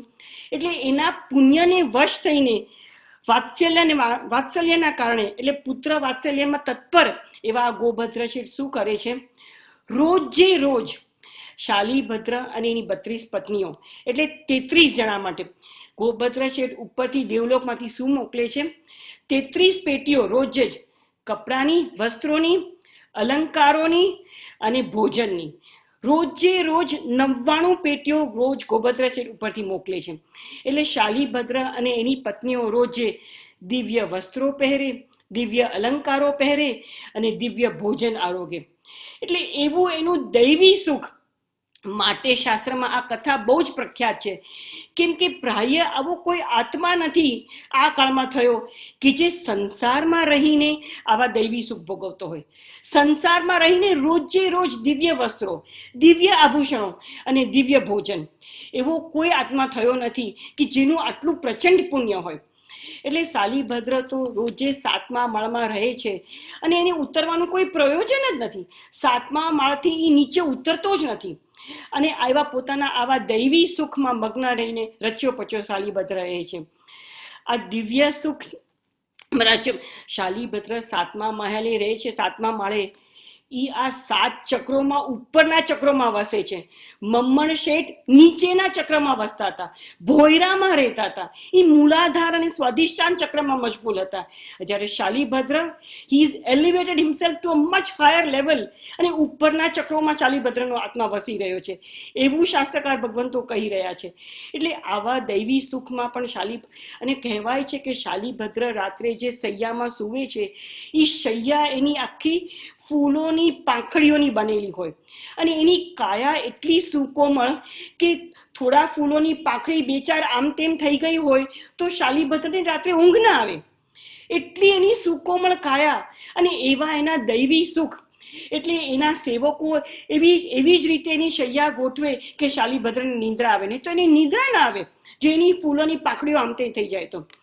હવે એવું અદ્ભુત ઐશ્વર્યકારી આ શાલિભદ્રનું સુખ, એવી એની સમૃદ્ધિ, એવા એના સુખ વૈભવ, જેનું વર્ણન આપણે સાંભળીએ અને વાંચીએ તો આપણને એમ થઈ જાય કે ઓહો, આવો પુણ્યશાળી આત્મા, આવું અજબ ગજબનું પુણ્ય. અને પુરુષોને લાયક જે કાર્ય હોય, એટલે વ્યવસાય આદિનો જે કાર્ય, એ બધું તો શાલિભદ્રની માતા ભદ્રા શેઠાણી કરતી હતી. એ બધું ભદ્રા શેઠાણી, એટલે શાલિભદ્રને કાંઈ કરવું જ નહોતું પડતું. હવે એક વખત શું થાય છે, આ જ રાજગૃહ નગરીમાં નેપાળ દેશમાંથી એક વેપારી રત્નકંબલને લઈને આવે છે. અને રત્નકંબલ લઈને આવતો આ વેપારીના મનમાં શું હતું કે મગધ એટલે અદ્ભુત સમૃદ્ધિથી ભરેલું રાજ્ય, અને રાજગૃહ નગરીમાં તો બધા ધનવાનો જ રહે. તો જ્યાં નગરીમાં આટલા બધા ધનવાન, તો રાજા તો કેવો ધનિષ્ઠ હશે. એટલે એ વેપારીને થયું કે ચાલ સીધો રાજ દરબારમાં જ પહોંચી જાઉં અને મારી રત્નકંબલો વેચી દઉં. એટલે વેપારી પોતાની રત્નકંબલો લઈ અને રાજ દરબારમાં જાય છે, અને મહારાજા શ્રેણિકને કહે છે કે હે મહારાજા, મહા મહેનતથી, કેટલા વર્ષોની મહેનતથી આ રત્નકંબલો તૈયાર થઈ છે, તો હું આ વેચવા આવ્યો છું, આપ રત્નકંબલને ખરીદી લ્યો. હવે શ્રેણિક મહારાજામાં પણ આપણે જોઈ ગયા પહેલા, એનામાં શું ગુણ હતો? પ્રજા વત્સલ. આ મહારાજા પ્રજાનું નીતિપૂર્વક, ન્યાયપૂર્વક રક્ષા કરનારા હતા. રાજ દરબારમાં સુખ વૈભવ અને સમૃદ્ધિ અપરંપાર હતી. રાજા પાસે કઈ તૂટો નહોતો પૈસાનો. પણ મહારાજા શું વિચારે છે? આ બધા પૈસા, આ બધી સમૃદ્ધિ કોના માટેની છે? પ્રજા માટેની છે, પ્રજાના હિત કરવા માટેની છે. એટલે આ સમૃદ્ધિનો અધિકાર મારો નથી, મારે વાપરવા માટેની નથી. એટલે એ વેપારીને પૂછે છે કે આની કિંમત શું છે? એટલે વેપારી કહે છે કે મહારાજા, એક રત્નકંબલની કિંમત 1 લાખ સુવર્ણ મુદ્રા છે. એટલે મહારાજા કહે છે મારે રત્નકંબલનો ખપ નથી, હું નહીં લઉં આ રત્નકંબલ. એટલે નિરાશ થઈ મહારાજ. હવે આ જ મહારાજા શ્રેણિક જે રત્નકંબલ લેવાની ના પાડે છે, એ મહારાજા શ્રેણિક પરમાત્મા ભક્તિ કેવી અજબ ગજબની કરે. પરમાત્માની ભક્તિ રોજે રોજ સોનાના જવલાથી પરમાત્માનો સાથ્યો કરે. સાથ્યો 3 ઢગલી અને સિદ્ધશિલા સોનાના ઢગલાથી કરે, અને અદ્ભુત અદ્ભુત શ્રદ્ધા ભાવોલ્લાસપૂર્વક પરમાત્માની ભક્તિ કરે. પણ પોતાની લક્ઝરી માટે, પોતાના દેહના રૂપ શૃંગારને એને વધારવા માટે કોઈ પૈસા વાપરતા નહોતા. એટલે આ વિવેકી રાજા હતા, અને આ જ એનો ગુણ હતો. એટલે ધર્મનિષ્ઠ રાજાઓના આવા ગુણ હોય છે. એટલે આ રાજા ના પાડી દે છે. એટલે આ વેપારી નિરાશ થઈ જાય છે કે અરે રે, જે નગરીનો રાજા પણ નથી ખરીદતો, તો હવે બીજું કોણ ખરીદશે મારી રત્નકંબલ? એટલે નિરાશ થયેલો, હતાશ થયેલો, દુઃખી થયેલો આ વ્યાપારી જાય છે. ઉપરથી ભદ્રા શેઠાણી જોઈ જાય છે, અને એને થાય છે કે આ માણસ કેમ આવો દુઃખી થઈને જાય છે. એટલે ખબર પડી છે કે આ તો નેપાળ દેશથી આવ્યો છે અને રત્નકંબલ વેચવા આવ્યો છે. એટલે આ ભદ્રા શેઠાણી શું વિચારે છે કે અરે રે, આ પાછો જશે તો અમારા મગધ દેશનું ખરાબ, એની ખરાબ ઇમ્પ્રેશન લઈને જશે. મગધ દેશ માટે એને ખરાબ ભાવ થશે, રાજગૃહ નગરી માટે પણ એને ખરાબ ભાવ થશે. એટલે એને ઉપર બોલાવે છે અને કહે છે કે તારી પાસે શું છે? તો કે હે મહાસતી, મારી પાસે તો રત્નકંબલ છે. તો કે કેટલી છે? તો કે 16 છે. તો ભદ્રા માતા કહે છે મારે તો 32 જોઈએ છે. એટલે આને થયું કે આમને કઈ ખબર નહીં હોય આની કિંમત કેટલી છે. એટલે કહે છે કે હે મહાત્મા, આની કિંમત ઘણી બધી છે અને મારી પાસે તો 16 જ છે. તો કે આની કેટલી કિંમત છે? તો કે આની 1 લાખ સુવર્ણ મુદ્રા કિંમત છે. તો ભદ્રા માતા તરત જ પોતાના સેવકને કહે છે જા ઉપર જઈને મુનિમને કહે છે 16 લાખ સુવર્ણ મુદ્રા લઈ આવો. અને એ પેલા વેપારીને આપી દે છે. તો વેપારી તો એકદમ અચંબો પામી ગયો કે 16 લાખ સુવર્ણમાં બધી રત્નકંબલ આમને જ ખરીદી લીધી. અને તરત જ ભદ્રા માતા, એને તો કોઈ પ્રયોજન હતું નહીં આ લેવાનું. જેના ઘરમાં દૈવી વસ્ત્રો આવતા હોય, દૈવી અલંકારો આવતા હોય, એને વળી રત્નકંબલની શું જરૂર હોય? પણ આ વેપારીને ખુશ કરવા માટે, વેપારી પોતાના રાજ્ય માટે વિપરીત ભાવ લઈને ન જાય અને પોતાના રાજ્યની ખરાબ ભાવ ન લઈને જાય, એને માટે એને રત્નકંબલ લીધી. અને તરત જ એક રત્નકંબલના 2 ટુકડા કરી કાઢ્યા અને શાલીભદ્રની સ્ત્રીઓને આપી દીધી. કારણ કે 32 સ્ત્રીઓ હતી કે પગ લૂછવા માટે તમે વાપરીને એને ફેંકી દેજો. બધી સ્ત્રીઓએ પગ લૂછ્યા અને મૂકી દીધી. એટલે આવું સુખ વૈભવ. હવે આના પછી શું થાય છે કે એ જ દિવસે યોગાનું યોગ, ચેલના મહારાણી ઈશ્વરીક મહારાજાને કહે છે કે મારા માટે એક રત્નકંબલ લઈ આવો. હવે યોગાનું યોગ એ જ દિવસે. એટલે મહારાજા કહે છે કે હમણાં જ વેપારી આવ્યો હતો પણ મેં તો એને ના પાડી દીધી. તો કે છે ચેલના કહે છે કે તમને મારી આટલી બી ઈચ્છા નહીં પૂરી કરી શકો, મારે એક રત્નકંબલ જોઈએ છે. એટલે મહારાજા પોતાના સેવકને પાછળ દોડાવે છે કે જાઓ ઓલા વેપારીને બોલાય આવો. એટલે વેપારીને પૂછે છે તો વેપારી કહે છે કે હમણાં જ ભદ્રા માતાએ બધી રત્નકંબલો લઈ લીધી છે. એટલે સેવક આવીને કહે છે મહારાજાને કે બધી રત્નકંબલો ભદ્રા માતાએ લઈ લીધી. ત્યારે ચેલના પોતાના પતિને મેણું મારે છે, જેમ બધી સ્ત્રીઓ કરે એવી રીતે. કે અરે મહારાજા, તમે તો મગધના મહારાજા છો, રાજગૃહના રાજા છો, અને તમે તો એક પણ રત્નકંબલ નહીં લીધી. અને આ પેલા વણિકે એને બધી રત્નકંબલો લઈ લીધી. તમારામાં અને એનામાં સુવર્ણ અને પિત્તળ જેવો તફાવત છે. તમે પિત્તળ જેવા થયા અને રત્નકંબલ તો એને જ બધી લઈ લીધી. એટલે મહારાજા કહે છે કે સેવકને કહે છે જા 1 લાખ સુવર્ણ મુદ્રા અને તું ત્યાં ભદ્રા માતાને ત્યાં જઈ અને એક રત્નકંબલ લઈ આવ. એટલે સેવક પાછું જાય છે અને ભદ્રા માતાને કહે છે કે મહારાજાને એક રત્નકંબલનો ખપ છે, તમે એક રત્નકંબલ મહારાજાને આપો. એટલે ભદ્રા માતા કહે છે કે મેં તો બધી રત્નકંબલના 2 ટુકડા કરી દીધા છે. જો મહારાજાને ટુકડાવાળી રત્નકંબલનો ખપ હોય તો તું ચોક્કસ આવીને લઈ જા. એટલે સેવક પાછો જાય છે અને મહારાજાને કહે છે કે ભદ્રા માતાએ તો બધાના 1ના 2 ટુકડા કરી દીધા છે. એટલે શ્રેણિક રાજા અચંબો પામી જાય છે કે અરે આવી મહામૂલ્યવાન, આવી કિંમતી રત્નકંબલનો એ જ દિવસે 2 ટુકડા કરી નાખ્યા. આવો ધનિષ્ઠ શ્રાવક મારા નગરમાં રહે છે, મને ખબર પણ નથી.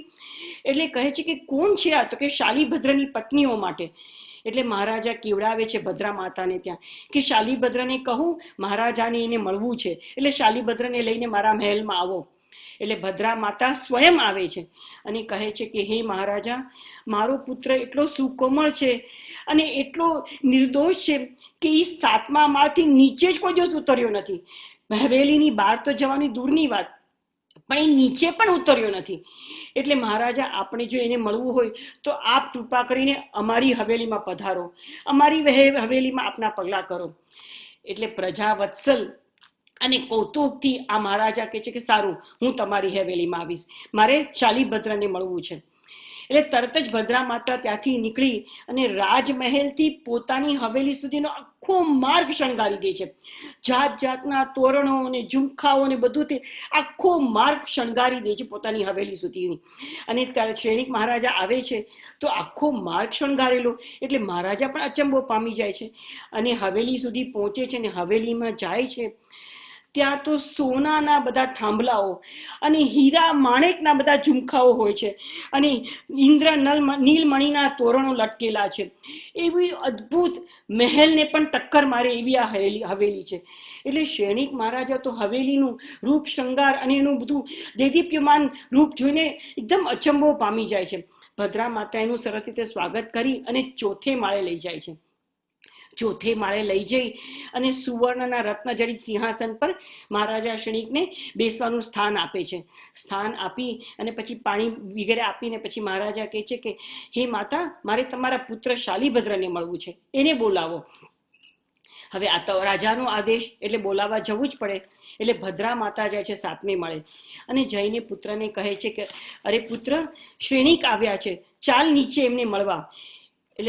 એટલે આ શું કહે છે શાલીભદ્ર કે અરે જે શ્રેણિક આવ્યા હોય તો એનું જે મૂલ્ય હોય તે એને આપી દો અને ખરીદી લો. જે કરવાનું હોય તે તમે કરો, અત્યાર સુધી બધું તમે જ કરો છો ને, તો એને માટે જે મૂલ્ય આપવા યોગ્ય હોય તે તમે આપો અને તે કામ પતાવી દો. મારે ત્યાં આવવાનું શું કારણ છે?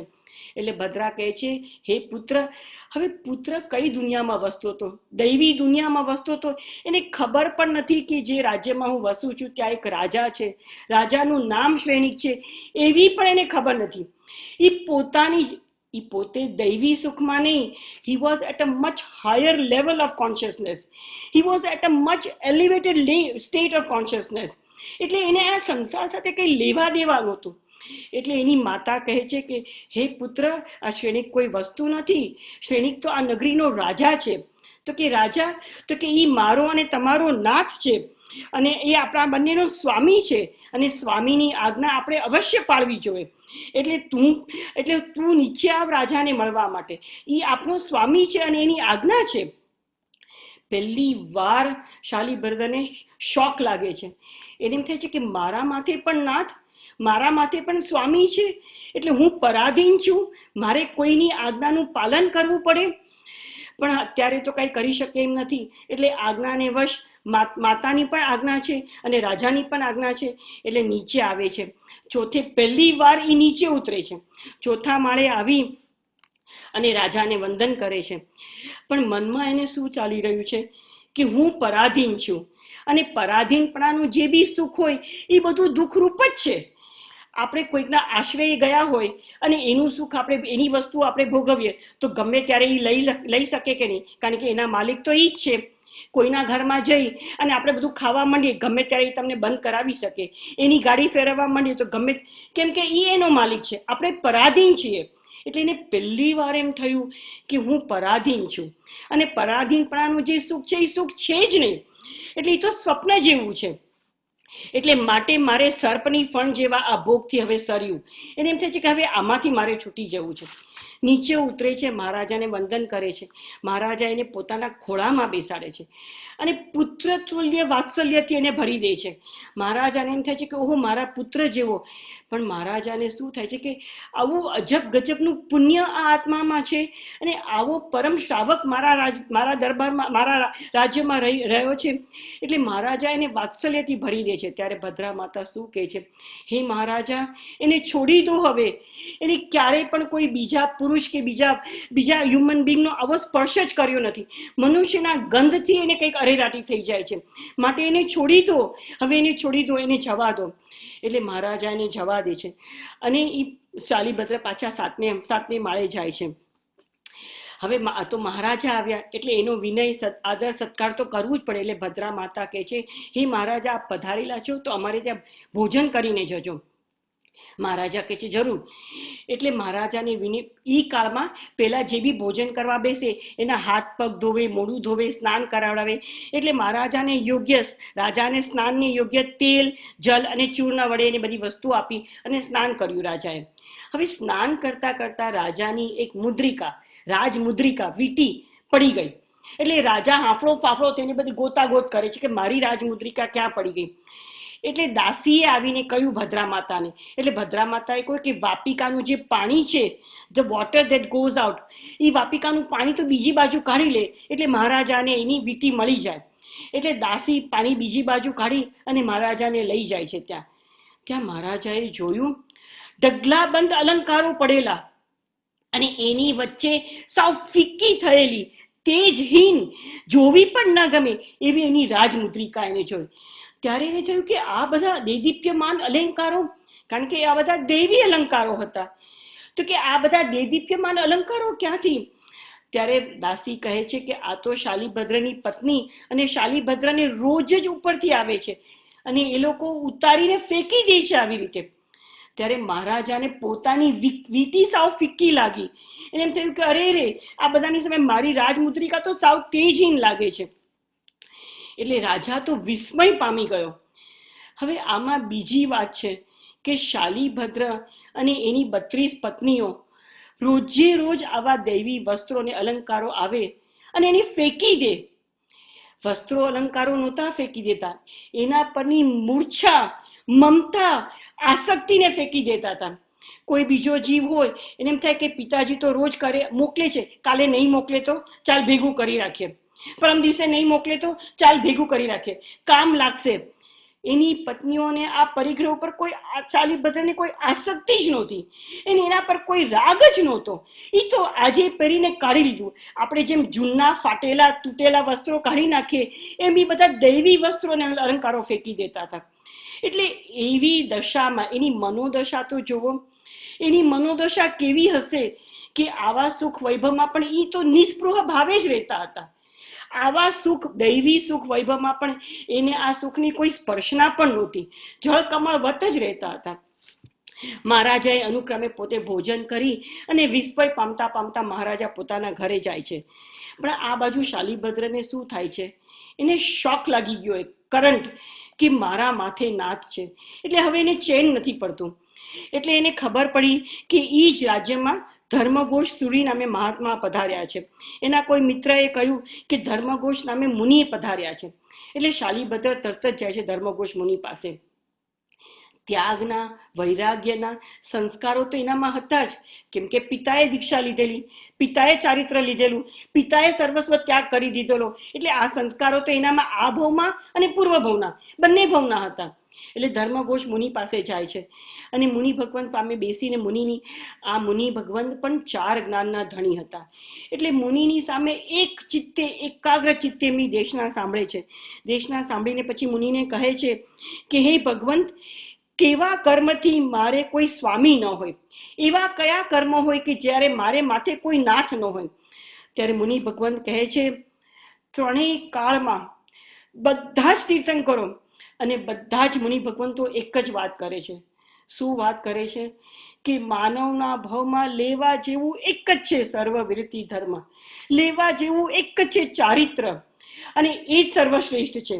એટલે આ ધર્મઘોષ મુનિ પણ ત્યારે એ જ કહે છે કે જેઓ દીક્ષા ગ્રહણ કરે છે તેઓ આ બધા જગતના પણ સ્વામી થઈ જાય છે. પછી એને માથે કોઈ નાથ નથી રહેતો, એને કોઈની આજ્ઞાનું પાલન કરવાનું રહેતું જ નથી. જેઓ દીક્ષા ગ્રહણ કરે એ પોતે જ સ્વામી થઈ જાય છે. આ વાત એને રૂચી ગઈ. શાલિભદ્ર ઘરે આવે છે અને માતાને વાત કરે છે કે હે માતા, હું આવી રીતે ધર્મઘોષ મુનિ દેશના સાંભળવા ગયો હતો અને મુનિ ભગવંતે પણ ધર્મની દેશનાનો સાર શું કહ્યો, ચારિત્ર એ જ સર્વશ્રેષ્ઠ માર્ગ છે, અને જ્યારે તમે દીક્ષા ગ્રહણ કરો ત્યારે તમારા માથે કોઈ નાથ ન રહે, તમારે કોઈની આજ્ઞાનું પાલન ન કરવું પડે. એટલે માતા કહે છે હા, એ વાત તો સાવ સાચી જ છે. એટલે માતાને કહે છે, માતા એ વાત સાચ? તો કે હા, એ વાત જ સાચી છે અને એ જ સર્વશ્રેષ્ઠ માર્ગ છે. તો પછી માતાને કહે છે, માતા મારે પણ એ માર્ગ લેવો છે. એટલે માતા કહે છે, અરે પુત્ર, તું તો આટલો સુકોમળ છે, દીક્ષા તો લોઢાના ચણા ચાવવા જેવી કઠિન છે, એમાં તો પરિશહ અને ઉપસર્ગોનો કોઈ પાર નથી હોતો. તારી આ સુકોમળ કાયા તું કેવી રીતે સહન કરીશ? તું કેવી રીતે પરિશહ અને ઉપસર્ગોનો સહન કરીશ? અને એવા દુઃખો? તો કે છે, માતા, જે સુખોને સહન કરી શકે એ દુઃખને પણ સહન કરી શકે. મારે તો ચારિત્ર જ અંગીકાર કરવો છે અને મારા પિતાએ પણ એ કર્યું છે અને હું પણ એ જ કરીશ. માતા ખૂબ સમજાવે છે કે બેટા, દીક્ષા લેવી અને તારે માટે દીક્ષા લેવી એટલે મોટા રથમાં નાનું વાછરડું જોડી દઈએ તો એ નાનું વાછરડું કેવી રીતે મોટો રથને હંકારે, એવી તારી સ્થિતિ થશે. તો કે ના માતા, મારી એવી સ્થિતિ નહીં થાય, હું ચોક્કસ, મારે દીક્ષા જ ગ્રહણ કરવી છે. મન મક્કમ થઈ જાય છે. એટલે માતા સમજી ગયા કે હવે આ પુત્ર નહીં માને. એટલે માતા કહે છે કે એમ હોય તો તું આટલો સુકોમળ છે તો રોજ થોડો થોડો સુખનો ત્યાગ કર, રોજ થોડો થોડો સુખનો ત્યાગ કર, અને અનુક્રમે તને ટેવ પડી જાય દુઃખ સહન કરવાની, પછી તું ચારિત્ર ગ્રહણ કરજે. એટલે પછી માતાનો આટલો બધો ભાવ છે એટલે શાલિભદ્ર પણ કહે છે કે સારું, રોજ હું એક એક શૈયા અને એક એક પત્નીનો ત્યાગ કરીશ. એક એક શૈયા અને એક એક પત્નીનો ત્યાગ કરે છે. અને માતા કહે છે કે ધીમે ધીમે તને તું ભોગોનો ત્યાગ કર અને મનુષ્યના મલિન ગંધને સહન કરતો જા. આ બધી મલિન ગંધો, કારણ કે એને પહેલા મનુષ્યની ગંધ પણ એને ખરાબ લાગતી હતી, કોઈ મનુષ્યની સાથે એ રહી પણ શકતો નહોતો. એટલે માતા કહે છે કે ધીમે ધીમે તું બધો ત્યાગ કર અને તું અનુક્રમે દીક્ષા ગ્રહણ કરજે. હવે આ જ નગરમાં, રાજગૃહી નગરીમાં, શાલિભદ્રની એક બેન હતી, સુભદ્રા. સુભદ્રાનો પતિ હતો ધન્ય. આ ધન્યની પણ આવી જ અદ્ભુત કથા છે, અદ્ભુત કથા છે. આ ધન્ય પણ એટલો ધનવાન શેઠ હતો અને એ ખૂબ જ એની રિદ્ધિ સિદ્ધિનો પણ પાર નહોતો. અને આ ધન્યને 8 સ્ત્રીઓ હતી. હવે એ કાળના સમયમાં આ સુભદ્રા અને એની 7 બીજી પત્નીઓ, એ બધા 8 પત્નીઓ ધન્યને નવડાવી રહ્યા છે. ધન્યને નવડાવતા નવડાવતા સુભદ્રાની આંખમાંથી આંસુ પડે છે. આંસુ પડતાની સાથે આ ધન્યના શરીર ઉપર પડે છે. એટલે સંવેદનાશીલ તો જોવો માણસની, એના શરીર ઉપર પાણીના ટીપા પડ્યા, પાણીના ટીપાની સાથે આંખની આંસુના ટીપા પડ્યા. એ થોડા ગરમ, એટલે એને થયું કે અરે મારા શરીર પર આ ગરમ ટીપા, મારી પત્નીની આંખમાં આંસુ, મારા ઘરમાં એવું કયું દુઃખ છે કે મારી પત્નીની આંખમાં આંસુ આવી ગયા. પાછું વળીને જોવે છે તો સુભદ્રાની આંખમાં આંસુ. તો કહે છે કે અરે સુભદ્રા, મારા ઘરમાં તને શું તકલીફ છે કે મારાથી કઈ ભૂલચૂક થઈ ગઈ? સુભદ્રા કહે છે સ્વામી, એવી કોઈ ભૂલ નથી થઈ, પણ મારો ભાઈ શાલીભદ્ર હવે થોડા જ સમયમાં દીક્ષા લેવાનો છે, માટે હું દુઃખી છું કે દીક્ષાના આવા કષ્ટ સહન કરવાનો છે.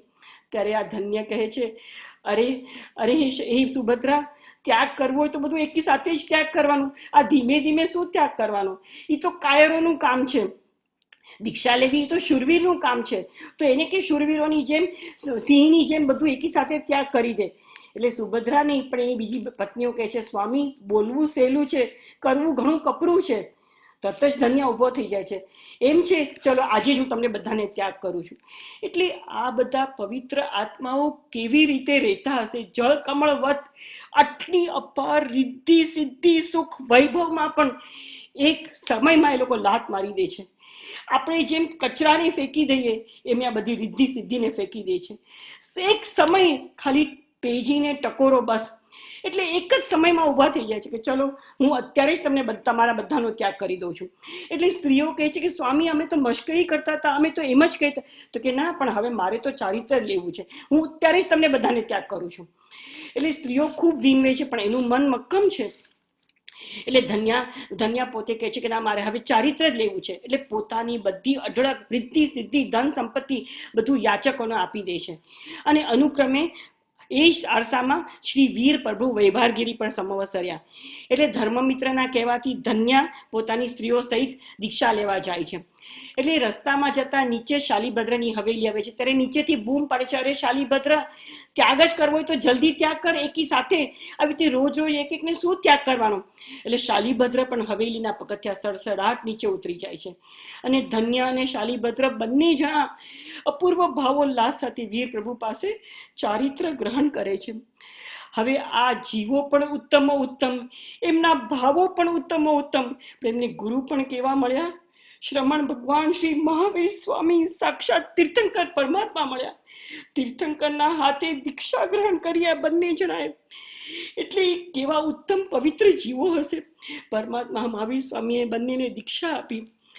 અને શાલીભદ્રની રીતિ સિદ્ધિ આપણે જોઈ કે જે સુકોમળ કાયા, ફૂલોની શૈયામાં પણ એને કંઈક તકલીફ થાય સુવા માટે, આજે સંથારા પણ સુવા માટે તૈયાર થઈ ગયો. જે દૈવી ભોજન ખાતો હતો, આજે રૂખું સૂખું ભોજન ખાવા તૈયાર થઈ ગયો. જે દૈવી વસ્ત્રો પહેરતો હતો, દૈવી અલંકારો પહેરતો હતો, આજે સાધુ ભગવંતના સફેદ વસ્ત્રો પહેરવા તૈયાર થઈ ગયો. એટલે શાલીભદ્ર અને ધન્યાએ બંને અદ્ભુત ભાવપૂર્વક ચારિત્ર ગ્રહણ કર્યું. અને દીક્ષાના દિવસથી જ મેં પહેલા જ કહ્યું, બધા જ જૈન ઉત્તમ શ્રાવક શ્રાવિકાઓ અને સાધુ સાધ્વીજોનો એનો પ્રાણ શું હોય? તપધર્મ, તપશ્ચર્યા. એટલે દીક્ષાના દિવસથી જ માંડીને બંને જણા શાળા બનેવી, બંને જણા એક પક્ષ, અઠવાડિયું, પક્ષ, માસ, 2 માસ, 3 માસ, 4 માસની તપસ્યા કરવા માંડ્યા. અને 4 માસના ઉપવાસો કરવા માંડ્યા. અને આ તપસ્યાના કારણે એમનું શરીર શોષાઈ ગયું. કેવલ ચામડી અને અંદર હાડપિંજર એટલું જ રહ્યું. રુધિર અને માંસ બધા શોષાઈ ગયા. પણ આ મહાત્માઓ શરીરને છોડીને આત્મભાવમાં લીન બની ગયેલા હતા. એને માટે શરીર તો એક સાધન હતું. મેં પહેલા પણ કહ્યું, શરીર is a car to go from point A to point B. Point A being સંસાર, પોઈન્ટ B બિંગ મોક્ષ. મોક્ષમાં પહોંચવા માટેનું આ સાધન છે. એટલે આ સાધનમાંથી જેટલો રસકસ નીકળી શકાય એટલો કાઢી લીધો બંને મહાત્માએ. અને ઉગ્ર તપશ્ચર્યા, પણ સંયમના ભાવમાં રમણતા કરતા કરતા આ બંને મહાત્માઓ પોતાનો સમય વિતાવે છે. એવામાં પરમાત્મા મહાવીર સ્વામી આ લોકોની સાથે રાજગૃહ નગરી પધાર્યા. રાજગરી નગરી પધાર્યા એટલે પરમાત્મા અને એ જ દિવસે શાલીભદ્ર ને ધન્યા બંનેને પારણું હતું, બંને તપસ્વીઓને પારણું હતું. એટલે પરમાત્મા મહાવીર સ્વામી પાસે જઈને યાચના કરે છે કે હે ભગવંત, આજે અમે પારણું કરવા માટે ગોચરી લેવા જઈએ ત્યારે મહાવીર સ્વામી ભગવાન કહે છે કે હા, આજે તમને તમારી માતાની પાસેથી ગોચરીનો લાભ મળશે. એટલે શાલીભદ્ર, આજે તમારી માતા પાસેથી તમને મળેલા આહારથી તમારું પારણું થશે. એટલે શાલીભદ્ર કહે છે હું ઈચ્છું છું. એમ કરીને બંને જણા ક્યાં જાય છે? શાલીભદ્રની હવેલી પાસે જાય છે. અને શાલીભદ્રની હવેલી પાસે જઈને દરવાજા પાસે ઊભા રહે છે. હવે સાધુ ભગવંતો તો દરવાજા પાસે જ ઊભા રહે, કોઈ અંદરથી કહે કે પધારો પધારો તો જ અંદર જઈ શકે. પણ આ બાજુ ભદ્રા માતાને જાણ થઈ ગઈ કે પરમાત્મા મહાવીર સ્વામી ભગવાન પધાર્યા છે, એટલે એમની સાથે મારો પુત્ર અને મારો જમાઈ તો આવ્યા જ છે, એટલે મારે એ લોકોના દર્શન કરવા જવું છે. એટલે ભદ્રા માતા પોતે આકુળ વ્યાકુળ સામા હતા? તૈયારીઓમાં, કે હું જલ્દી પરમાત્મા મહાવીર સ્વામીના દર્શન કરવા જાઉં અને મારા પુત્ર અને મારા જમાઈને પણ હું જોઉં. એટલે એ વ્યગ્રતામાં એનું કંઈ ધ્યાન ગયું નહીં. અને આ બંને મુનિઓ આખા એમના વેશનું પરિવર્તન થઈ ગયેલું. ક્યાં શાલીભદ્રનું પહેલા સ્વરૂપ કે એનું રૂપ એ બધું તો સાવ નીચોવાઈ ગયેલું. એટલે કાયા તો આખી શોષાઈ ગયેલી. એટલે કોઈના જાણમાં પણ નહીં આવી કે આ શાલીભદ્ર જ પોતે છે અને ધન્યકુમાર છે. કોઈને ખબર પણ નહીં પડી, એટલે કોઈએ જોયું પણ નહીં અને કોઈએ એમને બોલાવ્યા પણ નહીં. એટલે બંને મુનિ ભગવંતો થોડીક વાર ત્યાં રાહ જોઈ અને નીકળી ગયા ત્યાંથી. કોઈને એમની અવજ્ઞા કરવાનો આશય નહોતો, પણ બધા સામા તત્પર હતા કે આપણે તૈયાર થઈને જલ્દી પરમાત્મા મહાવીર સ્વામી પાસે જઈએ. એટલે આ બંને મુનિઓ ત્યાંથી નીકળ્યા. ત્યાં રસ્તામાં કોણ મળે છે? નગરની બહાર નીકળી રહ્યા છે. પરમાત્માના સમવસ્ત્રણ હંમેશા નગરની બહાર મંડાય, એટલે એ લોકો બહાર જઈ રહ્યા છે. ત્યાં સામે કોણ મળે છે? ધન્યા, શાલીભદ્રની પૂર્વભવની માતા ધન્યા મળે છે. અને ધન્યા આ શાલીભદ્રને જોતા જ એના સ્તનમાં વાત્સલ્ય ઉતરી જાય છે અને પારાવાર વાત્સલ્ય થાય છે. અને ધન્યા આ બંને મહામુનિઓના ચરણોમાં નતમસ્તક વંદન કરે છે. અને એમને પોતાની પાસે દહીં હતું, એ દહીં કહે છે હે મહાત્મા આપને આ ખપશે. એટલે બંને મુનિઓ તે દહીં લે છે, દહીંનો આહાર ગ્રહણ કરે છે. અને પછી રોમાંચિત ચિત્તવાળી તે ધન્યા પોતા બંને મુનિઓને દહીંનું દાન આપે છે. અને બંને મુનિઓ પછી પરમાત્મા મહાવીર સ્વામી પાસે આવે છે અને કહે છે કે હે ભગવાન, આપે તો કહ્યું હતું કે અમને મારી માતા વોરાવશે, તો અમારી માતાએ તો કાંઈ વોરાવ્યું નહીં. ત્યારે પરમાત્મા કહે છે કે હે શાલીભદ્ર, તને જે દહીંનું દાન આપ્યું એ તારી પૂર્વભવની માતા ધન્યા હતી. એને તને દાન આપ્યું, એ તારી પૂર્વભવની માતા હતી. એટલે શાલીભદ્ર અને ધન્યાકુમાર બંને એ દહીંનો આહાર કરી અને એ લોકો તો એટલા બધા વૈરાગ્ય પામી ગયા કે બંને જણાએ આ જીવન પૂર્વકની સંલેખના કરી લીધી. બંને જણાએ આ જીવન પૂર્વકનું અનશન વ્રત ગ્રહણ કરી દીધા, ચારેય પ્રકારના આહારનો ત્યાગ. અને બંને જણાએ પરમાત્મા મહાવીર સ્વામી પાસે આશીર્વાદ લઈ, અનુજ્ઞા લઈ ચારે પ્રકારના આહારનો ત્યાગ કર્યો. અને વૈભારગીરીની શિલાતલ ઉપર પ્રતિલેખના કરીને પાદબોપ ગમન નામનું અનશન સ્વીકાર કરી દીધું. વિચાર તો કરો, જે ફૂલોની પાંદડીઓની શૈયામાં સૂવે એ આજે વૈભારગીરીની ધગધગતી શિલાઓ, ધગધગતા પથ્થરો, એની ઉપર એને અનશન વ્રત ગ્રહણ કરી લીધું.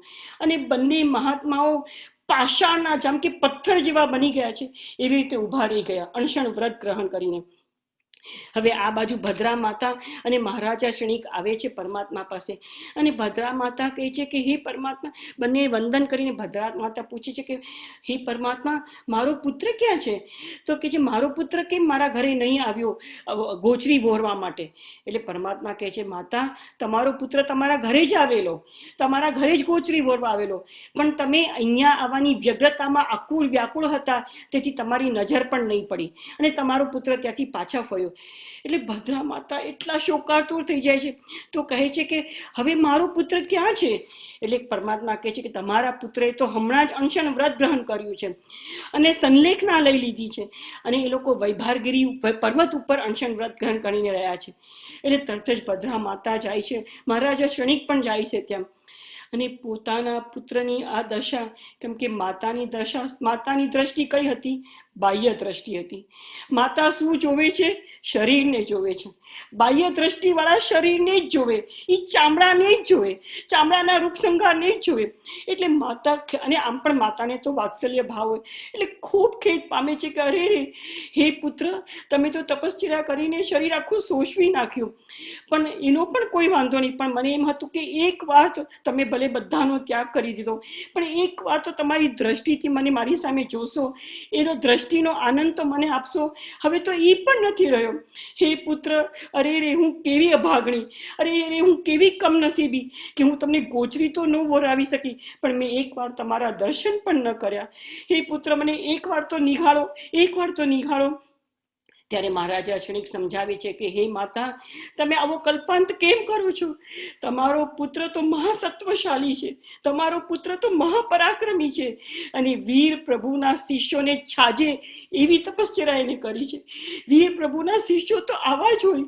પરમાત્માના જે શિષ્યો હોય, જેના ઉપર પરમાત્માની કૃપા વરસી હોય, એ તો આવું જ તપ કરે, આવો જ ધર્મ કરે, અને એને તો આ ભવને ભવો ભવ સુધારી દીધા. એટલે શ્રીનાથ મહારાજા કહે છે, હે માતા, તમે રુદન શું કામ કરો છો? આ તો હર્ષનો વખત છે. તમારા પુત્રને અમે પણ સલામ કરીએ છીએ. ધન્ય છે આ સુકોમળ કાયાવાળા શાલીભદ્રને, કે જેને આવી ઉગ્ર તપસ્યા કરી અને મોક્ષના માર્ગમાં આગળ વધી ગયા. એટલે મહારાજા શ્રેણી ખૂબ સમજાવે છે. ત્યારે ભદ્રા માતાનો શોક થોડો ઓછો થાય છે, અને ખેદ સહિત ભદ્રા માતા પોતાના ઘરે જાય છે. અનુક્રમે શાલીભદ્ર અને ધન્યકુમાર બંને નિરતિચારપણે ચારિત્ર પાળી, અનશન પાળી, અને પછી સમાધિ પૂર્વક મૃત્યુ પામીને સ્વાર્થસિદ્ધ નામના વિમાનમાં જાય છે. અને ત્યાંથી બંને જણા આવતા ભવે મહાવિદ્ય ક્ષેત્રમાં જન્મ લઈ, અને એક જ અવતાર મહાવિદ્ય ક્ષેત્રમાં જન્મ લઈ, દીક્ષા લઈ, અને શાશ્વત એવા મોક્ષના સુખને પામે છે. એટલે આ ધીસ ઇઝ અ પોઝિટિવ કથા. હવે શાલીભદ્રના જીવે પણ ઉત્તમ વસ્તુનું દાન આપ્યું. એમાં ત્રિવેણી સંગમ હતો, પદાર્થ પણ ઉત્તમ, પાત્ર સામે પણ ઉત્તમ, અને ભાવ પણ ઉત્તમ, ત્રણેયનો ત્રિવેણી સંગમ હતો. અને આપણે હંમેશા આના કારણે, અને શાલીભદ્ર એક જ સંસારમાં રહ્યા છતાં આવા દૈવી સુખ ભોગવે છે. માટે આપણે દર વખતે દિવાળીના ચોપડામાં શું લખે? શાલીભદ્રની રિદ્ધિ સિદ્ધિ હોજો. પણ રિદ્ધિ સિદ્ધિ તો બાહ્ય દ્રષ્ટિ છે. જે લોકો બહારથી બધું જોતા હોય એને રિદ્ધિ સિદ્ધિ દેખાય. લખવાનું શું છે? શાલીભદ્રનો ત્યાગ હોજો, શાલીભદ્રનો તપ ધર્મ હોજો, આ લખવાનું છે. અને હાઉ ઇટ હેઝ મલ્ટીપ્લાઇડ, દ્રવ્ય, ક્ષેત્ર, કાળ અને ભાવથી આપણે જોઈએ. સંગમના ભાવમાં દ્રવ્ય શું હતું? એક જ દ્રવ્ય હતું, ખીર. ક્ષેત્ર કયું હતું? ક્ષેત્ર એ થાળી, થાળી એનું ક્ષેત્ર હતું. કાળ કેટલો હતો? થોડાક જ સમય, 2-5 મિનિટમાં એને ખીર ઓરાવી દીધી. એટલે દ્રવ્ય ઈ ખીર, કાળ ઈ એક થોડો સમય, અને ક્ષેત્ર ઈ એની થાળી. અને ભાવો તો ઉત્કૃષ્ટ હતા જ, પણ એક જ પદાર્થ એને ઓરાવ્યો. શાલીભદ્રના ભાવમાં આ કેટલું મલ્ટીપ્લાય થયું, એક્સપોનેન્શિયલી ઇટ મલ્ટીપ્લાઇડ સો મચ, કે એને દ્રવ્યથી શું ત્યાગ કર્યું? આખી હવેલી નહીં, આખી રાજગૃહી નહીં, 14 રાજલોકમાં રહેલા બધા જ પદાર્થોનો એને ત્યાગ કરી દીધો. ઈ દ્રવ્ય, ક્ષેત્ર, ઈ 14 રાજલોક, પોતાની હવે 14 રાજલોકમાં રહેલા કોઈ પણ પદાર્થ એને હવે જોઈતા નથી. કાળ, આખું જીવન બધાનો ત્યાગ કરી દીધો. અને ભાવ, બધા જ જીવોને અભય દાન આપી દીધું. એટલે દ્રવ્ય, ક્ષેત્ર, કાળમાં કેટલું બધું મલ્ટિપ્લિકેશન થઈ ગયું એના ત્યાગ ભાવમાં. અને એનું પરિણામ શું મળ્યું એને? તુરંત જ મોક્ષ. એટલે એના શાલીભદ્રના વખાણ કરવા હોય તો એના દૈવી સુખ ભય નહીં, એના ત્યાગ ધર્મના વખાણ કરવા, એના તપ ધર્મના વખાણ કરવા, એને પ્રભુનું શરણ જે સ્વીકારી લીધું એના વખાણ કરવા જેવા છે. એવી અદ્ભુત આ કથા છે. એટલે દાન કરવું એવી દાન ધર્મની એક જ વસ્તુનું દાન નથી, પણ એના ભાવોનું મહત્વ છે. અને એની પાછળ એને જે અનુમોદના કરી, સતત એના મનમાં શું થયું? ઓહો, આજે મારો ધન્ય દિવસ, આજે મારી ધન્ય ઘડી, કે મને આવો સુપાત્ર દાનનો મહિમા મળ્યો, આવો સુપાત્ર દાનનો અવસર મળ્યો. અદ્ભુત એ મહાત્માનું ચારિત્ર. અને આવા શુભ ભાવ વડે ભાવિત થઈને એનું પુણ્ય પરાકાષ્ઠાએ પહોંચ્યું. એનું પુણ્ય મલ્ટીપ્લાઇડ સો મેની ટાઈમ્સ. અને એના કારણે એને મનુષ્યના ભાવમાં પણ દૈવી સુખો મળ્યા, મનુષ્યના ભાવમાં પણ આવો રાજ વૈભવ જેવો વૈભવ મળ્યો. શાલિભદ્રએ કોઈ દિવસ સંસારને લાયક આવા પેટી કામ, તુચ્છ કામ કોઈ કર્યા જ નથી. જન્મ્યા ત્યારથી અને ચારિત્ર લીધું ત્યાં સુધી એને એક પણ સંસારનું કામ કર્યું નથી. એનું મન એક પણ સંસારના કામોમાં, પદાર્થોમાં ગયું નથી. એનું મન was always at a higher level of consciousness. It was a high frequency thinking that he was doing. અને ઈ આ શાલિભદ્રી મહાનતા છે, ઈ આ દાન ધર્મનો પ્રભાવ. એટલે દાન ધર્મમાં આપણે સારાંશ જોઈ લઈએ કે દાન ધર્મમાં ઉદારતા તો ગુણ પહેલા જ જોઈએ, બીજાની પીડાનો અહેસાસ જોઈએ, બીજાની જરૂરિયાતનો ખૂબ ઊંડો અહેસાસ જોવે, અને દાન કરવાનું છે નિસ્વાર્થ ભાવે, અપેક્ષા રહિત દાન કરવાનું છે. અને દાન બી પ્રભુની આજ્ઞા મુજબનું દાન કરવાનું છે, યોગ્ય અને જરૂરિયાતમંદને અને પરમાત્માની આજ્ઞા મુજબ. અને જે ક્ષેત્ર સિધાતું હોય, આપણે 7 ક્ષેત્ર જોઈ ગયા, એમાં જે ક્ષેત્ર સિધાતું હોય તે ક્ષેત્રમાં કરવું. અને આ દાન ધર્મનો આ તો મહિમા આપણે જોયો. આ કાળના પહેલા અને છેલ્લા તીર્થંકર ઋષભદેવ ભગવાન અને મહાવીર સ્વામી ભગવાન શાસનપતિ, બંને એ સમકીતની પ્રાપ્તિ શાનાથી કરી? આ સુપાત્ર દાનથી. બંને જણાએ મુનિ ભગવંતોને ગોચરી વોરાવી. એના પ્રભાવ વડે, એના પુણ્ય, એના ફળ વડે બંને આત્માઓને સમકીત મળ્યું, બંને આત્માઓને સમ્યક દર્શનના મહાન ગુણની પ્રાપ્તિ થઈ. એવું અદ્ભુત આ દાન છે. વળી આ અવસરપીણી કાળનું પહેલું દાન કોણે કર્યું? શ્રેયાંશ કુમારે. ઋષભદેવ પ્રભુના આપણા પહેલાથી, એની પહેલા તો બધા યુગલિકો હતા. પહેલા, બીજા, ત્રીજા આરામાં તો બધા યુગલિકો રહેતા હતા. ત્રીજા આરાના છેડા સુધી પણ બધા યુગલિકો જ હતા.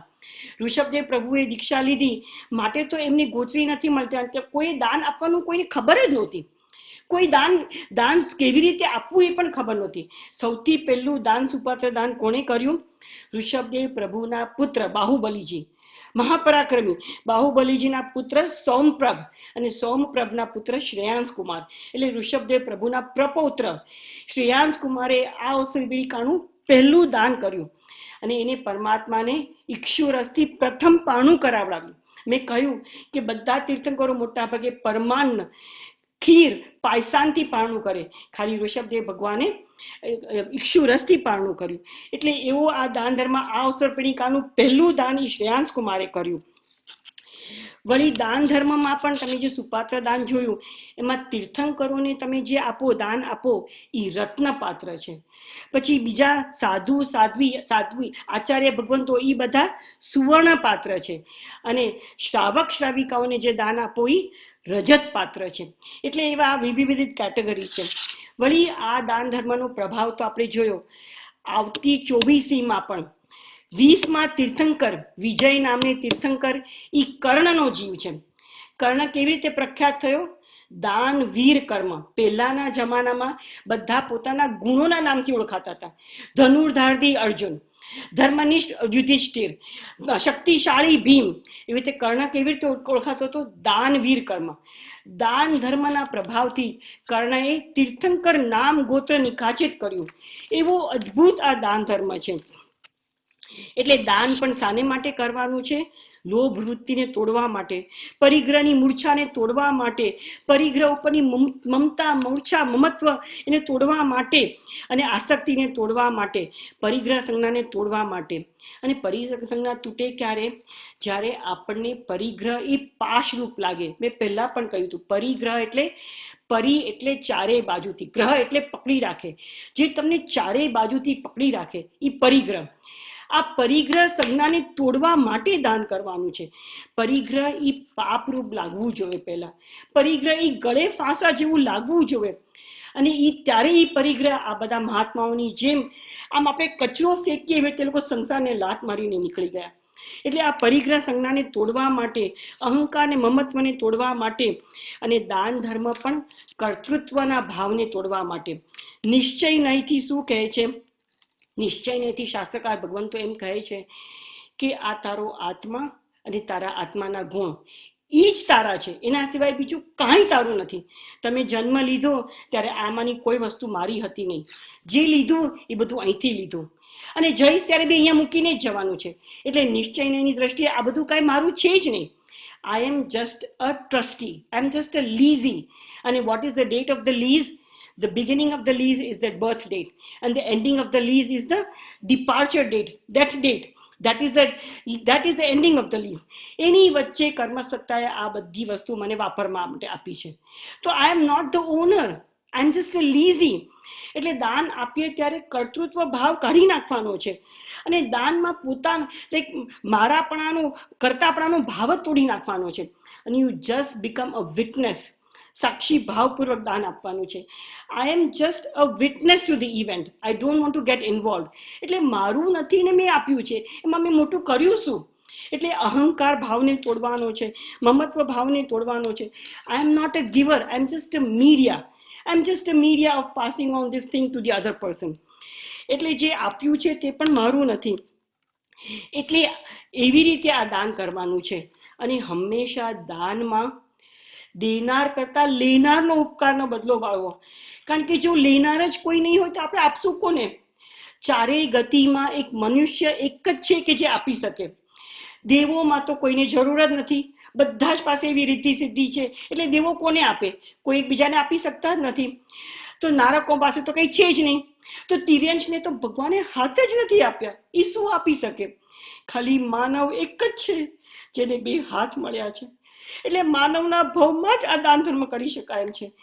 એવો મહિમાવંત, એવો અદ્ભુત આ દાન ધર્મ પરમાત્માએ બતાવ્યો છે, અને અવશ્ય કરવા જેવો છે.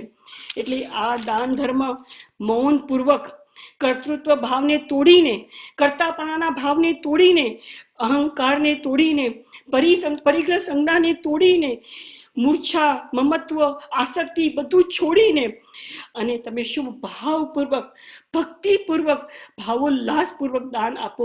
અને એ વખતે પણ એવો જ ભાવ કરવો કે સ્વ અને પરના આત્માનું પરમ કલ્યાણ થાવ, બધા જીવો જલ્દીથી જલ્દી મોક્ષના માર્ગને પામે. એવા ઉત્કૃષ્ટ ભાવ વડે કરાયેલું દાન અવશ્ય અવશ્ય અવશ્ય મોક્ષના ફળને આપે છે. એટલે આવા અદ્ભુત ભાવ વડે આપણે પણ આવું દાન આપીએ, પરમાત્માની આજ્ઞા મુજબનું દાન આપીએ, અને જલ્દીથી જલ્દી સંસાર સાગર પાર કરી જઈએ, ભવ સમુદ્રને પાર કરી જઈએ, અને શાશ્વતા એવા મોક્ષના સુખને પામીએ. એવી જ પ્રાર્થના, એવી જ અભ્યર્થના, એવી જ પ્રાર્થના. જીનેશ્વર પરમાત્માની આજ્ઞાની વિરુદ્ધ કાંઈ પણ કહેવાયું હોય તો અનંત અરિહંત સિદ્ધ ભગવંતોની સાક્ષીએ ત્રિવિધે તસમિચ્છામિ દુક્કડમ, તસમિચ્છામિ દુક્કડમ. સર્વમંગલ માંગલ્યમ સર્વકલ્યાણકારણમ પ્રધાનમ સર્વધર્માણમ જૈનમ જયતિ શાસનમ શિવમસ્તુ સર્વજગતઃ પરહિત નિરતા ભવન્તુ ભૂતગણાઃ દોષાઃ પ્રયાન્તુ નાશમ સર્વત્ર સુખી ભવતુ લોકઃ, સર્વત્ર સુખી ભવતુ લોકઃ. જય જિનેન્દ્ર અને પ્રણામ. Now if anybody has anything to say, please you can turn your microphones on and we can talk about it. જય જિનેન્દ્ર.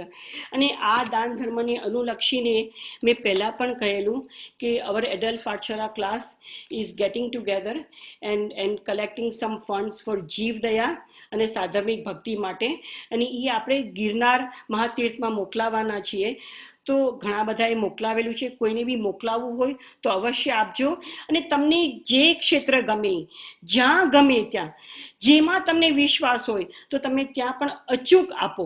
બસ this is the time of crisis and we should give liberally.